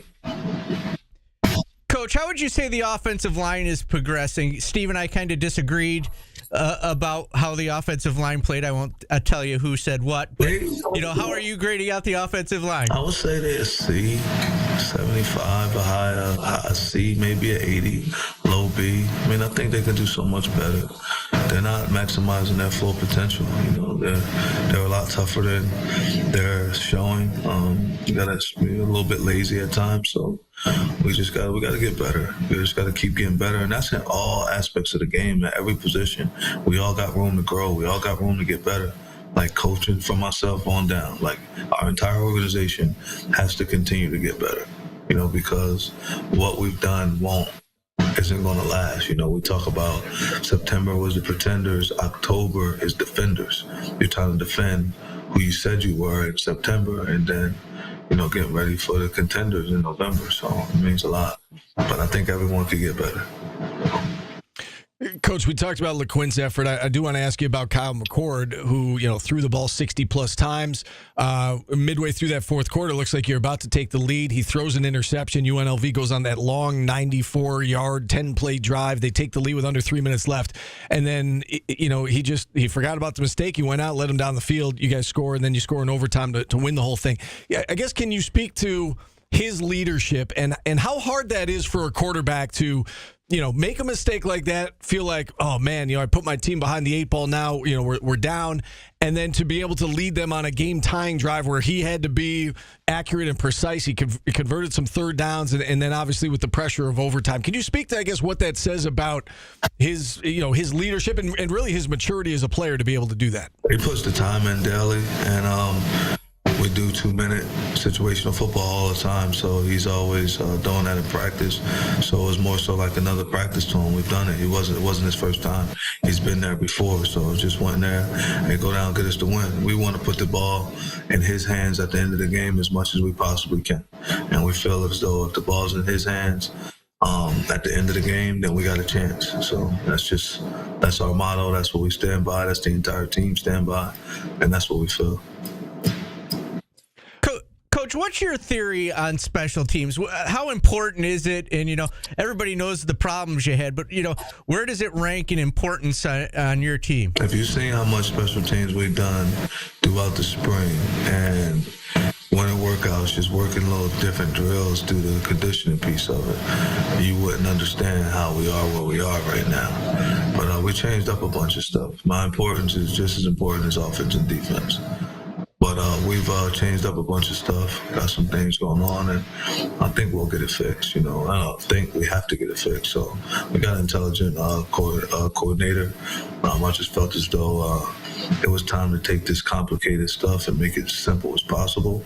And then once we do simple well, then we move on. But we weren't making the complicated simple. The complicated was complicated. So therefore, you got what you got. So, that was completely on us, completely on, I would say, myself as the head football coach and our staff for putting the players in a bad situation. Just one follow-up on that, not to harp on the special teams, but the two, botched punt attempts in particular. Was it a formational thing or a miscommunication thing that allowed, those two punts to go awry? It was just two guys didn't block their man. It was a miscommunication. Just didn't block. It wasn't information. Like when you go back and if you watch it, I watch it with you, you'll see who should block who, and then they just missed and didn't block those guys. So if you allow two athletes to run free that are like skill players towards the punter, it better get blocked, That's what we done wrong. So it was just lack of being focused, we weren't focused enough. You got to focus through the whole, and it kind of pisses me off because we put people, we do a lot of community service here, and I love doing community service, but then we go do community service with the other teams, and we keep giving them, we keep giving them stuff. Like, if you just go back to all our games when we played Georgia Tech, we had some block kicks and missed different things 2 times in that one, and there was more points that was given to them. You go back, we playing against Holy Cross, 3 field goals we don't make, it's different things. And if you just look at all the games where we're up on guys right away, and then we relax, and then they come back. We're up on them, and then we chill. So we gotta stop playing to the talent. We don't know how to we don't know how to finish them. I'm gonna probably have to bring Mortal Kombat in here and show them what Mortal Kombat. Remember when I was young, it used to be like finish them, and you had to do a certain finish them. Yeah, we gotta finish, man. We gotta finish, and I think that our fans, our community, like the university, the faculty, students, staff, they deserve to see us finish. So we gotta finish, man. We gotta put a full play together. We haven't done that yet, It's always offense do well, or then the defense do well, and we just won't do it together, back to back to back to back. We gotta get that done. That's what I'm working on now to make sure we get that done. Yeah, Paulie and I can certainly relate. We grew up on Mortal Kombat as well. We were talking in the last segment about winning on the road, and this program, I don't know if you're aware of this or not, but Syracuse hasn't won back-to-back games away from the Dome during the regular season since 2012. It was the end of the 2012 season. It's been a while. So I guess kind of a two-part question. Why is it so tough to win on the road? And, you just went on your first road trip as a head coach. What did you take away from that road trip? It was fun. It was different. You get to go away, you get to stay in a hotel, do different things of that nature. I like it. I like road trips. I just like football. I like playing football. So, whether you playing home, playing away, it's all the same. Our fans made it feel like home. It was so many people there that when you turn around and look, it was like, I wasn't sure that we were away. It was just playing ball. So, shout out to our fans. It was like, you were there, Paulie drove that far. But it was electrifying just being there. So, I didn't really pay much of attention, and I think it'll be the same way this week for a little while. But, you just got to focus. You got to just be able to lock in and know that it's us, and it's us against them. And eventually we want to continuously, my goal is for the stadium to start packed, and then you try and empty it out as the game goes on, and before the end of the fourth, there isn't as many people there, and it's just your fans. Saturday, NC State really good at home, 25-5 at home over the course of the last 5 years. Off to a 3-3 start. They've lost to some really good teams, Tennessee, Clemson. They lose their quarterback to injury. What do you make of this Wolfpack team? You know they're going to be desperate. You know they're desperate for a win. Night game, in conference, road game for you. What do you make of this particular opponent? I think they're a really good football team. I don't think the record shows who they are. Of course, they've down the quarterback Bailey. It probably start again, but I hear McCall was cleared, so he might play because he's a tough kid. But I believe that they're a good football team, like a really good football team, and they'll be ready to play ball. He's done a great job. He's the second. I think he has the second most wins in NC State history, which is hard. He's been there for 10 years, and you can see that the guys exemplify him.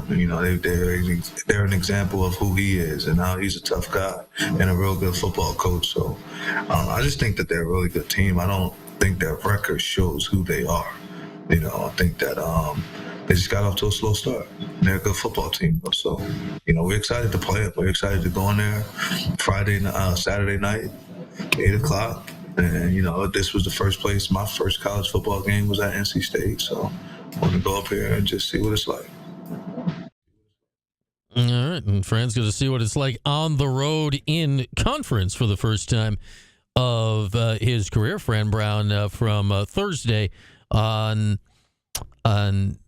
Orange Nation as he joins them every game week during the season. So who said there? Yes, Sports Boy. Fran was rocking that camouflage top at Heritage Hill on Thursday. This got me thinking. So that interview was at 12:15 on Thursday. Fran was at Heritage Hill at 7, and in the middle was practice. So I'm guessing he must have had those on, probably then changed into his practice attire, and then changed black into the camo top to go out to Heritage Hill later. Unless he was just rocking it all day long. So many questions.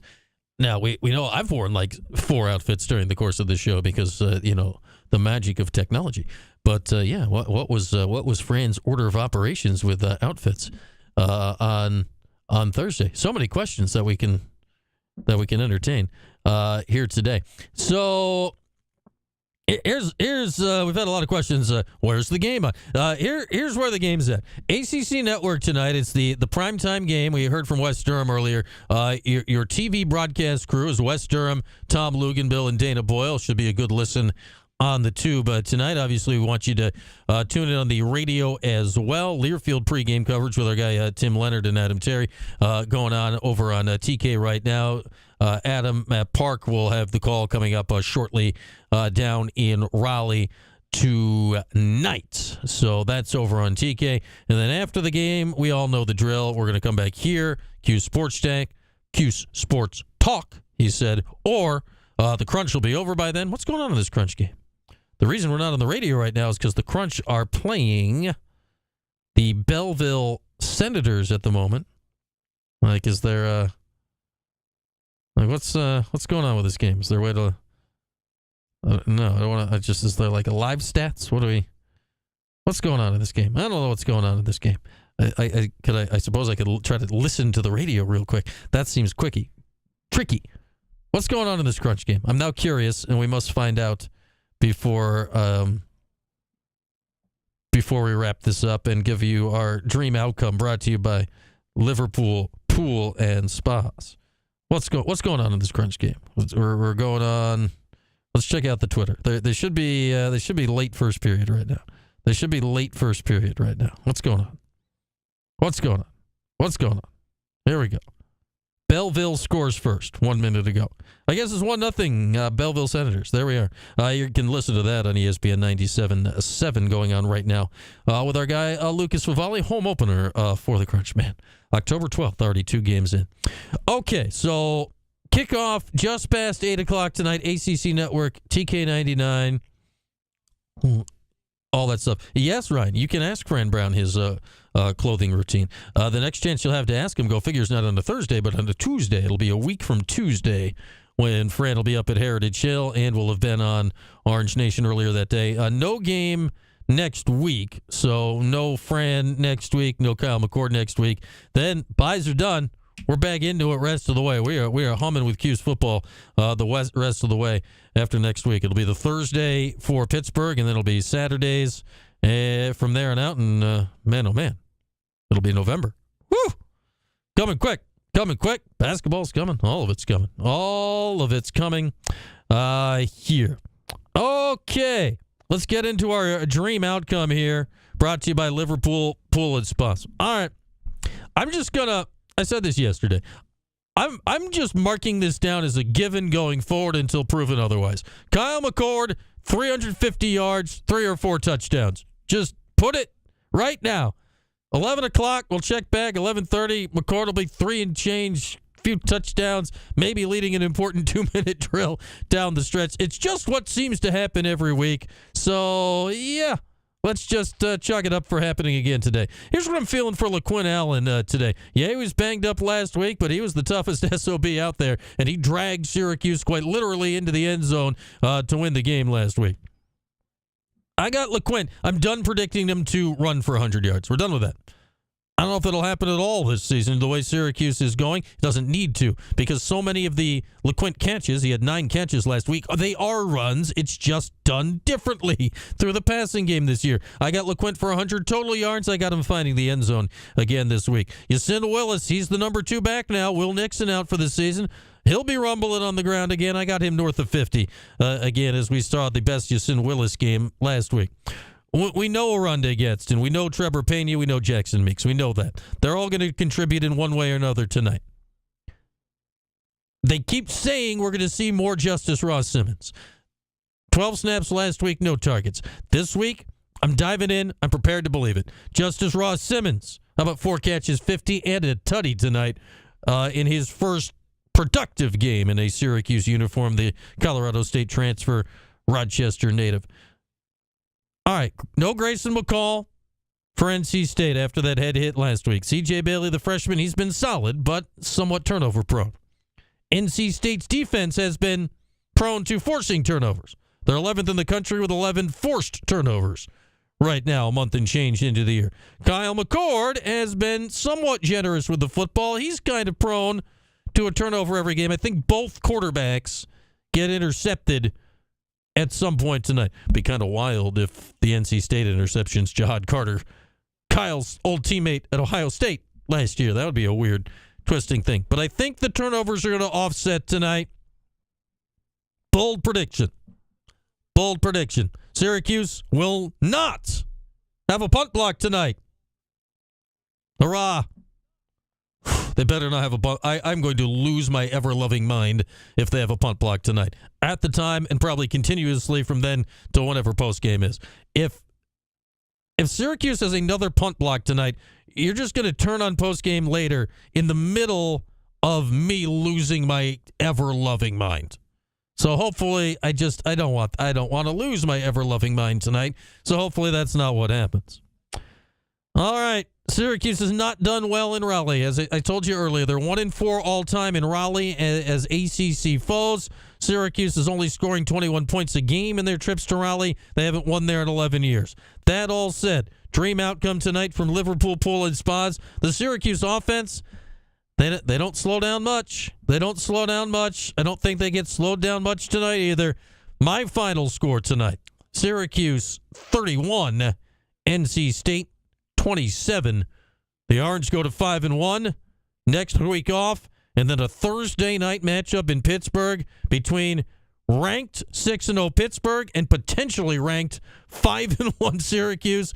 Who in their right mind conceived that when the season started? And yet that is the way the wacky world of college football is going this season. That's our dream outcome from Liverpool Pool and Spa. Brought to you by Liverpool Pool and Spa. Don't just dream it, live it with Liverpool Pool and Spa.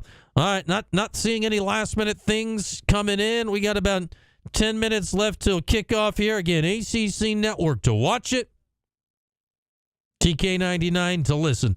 It's going to wrap it up here for our pregame coverage. Our pregame show brought to you by RomanoCars.com, presented by One Group in Holbrook Heating. So we're gonna let you go for now. Everyone get back here postgame. You can listen on the radio as well. Phone lines will be cooking postgame. We'll get some Fran Brown in our lives as well. We'll be back here 11:30-ish. 11:30-ish, and we'll rock it out for about an hour or so post-game. All right, enjoy the game, everybody. Thanks for hanging out here on Q Sports Talk for the last 3 hours with us. We'll be back with you post-game to break it all down after Cuse and NC State tonight.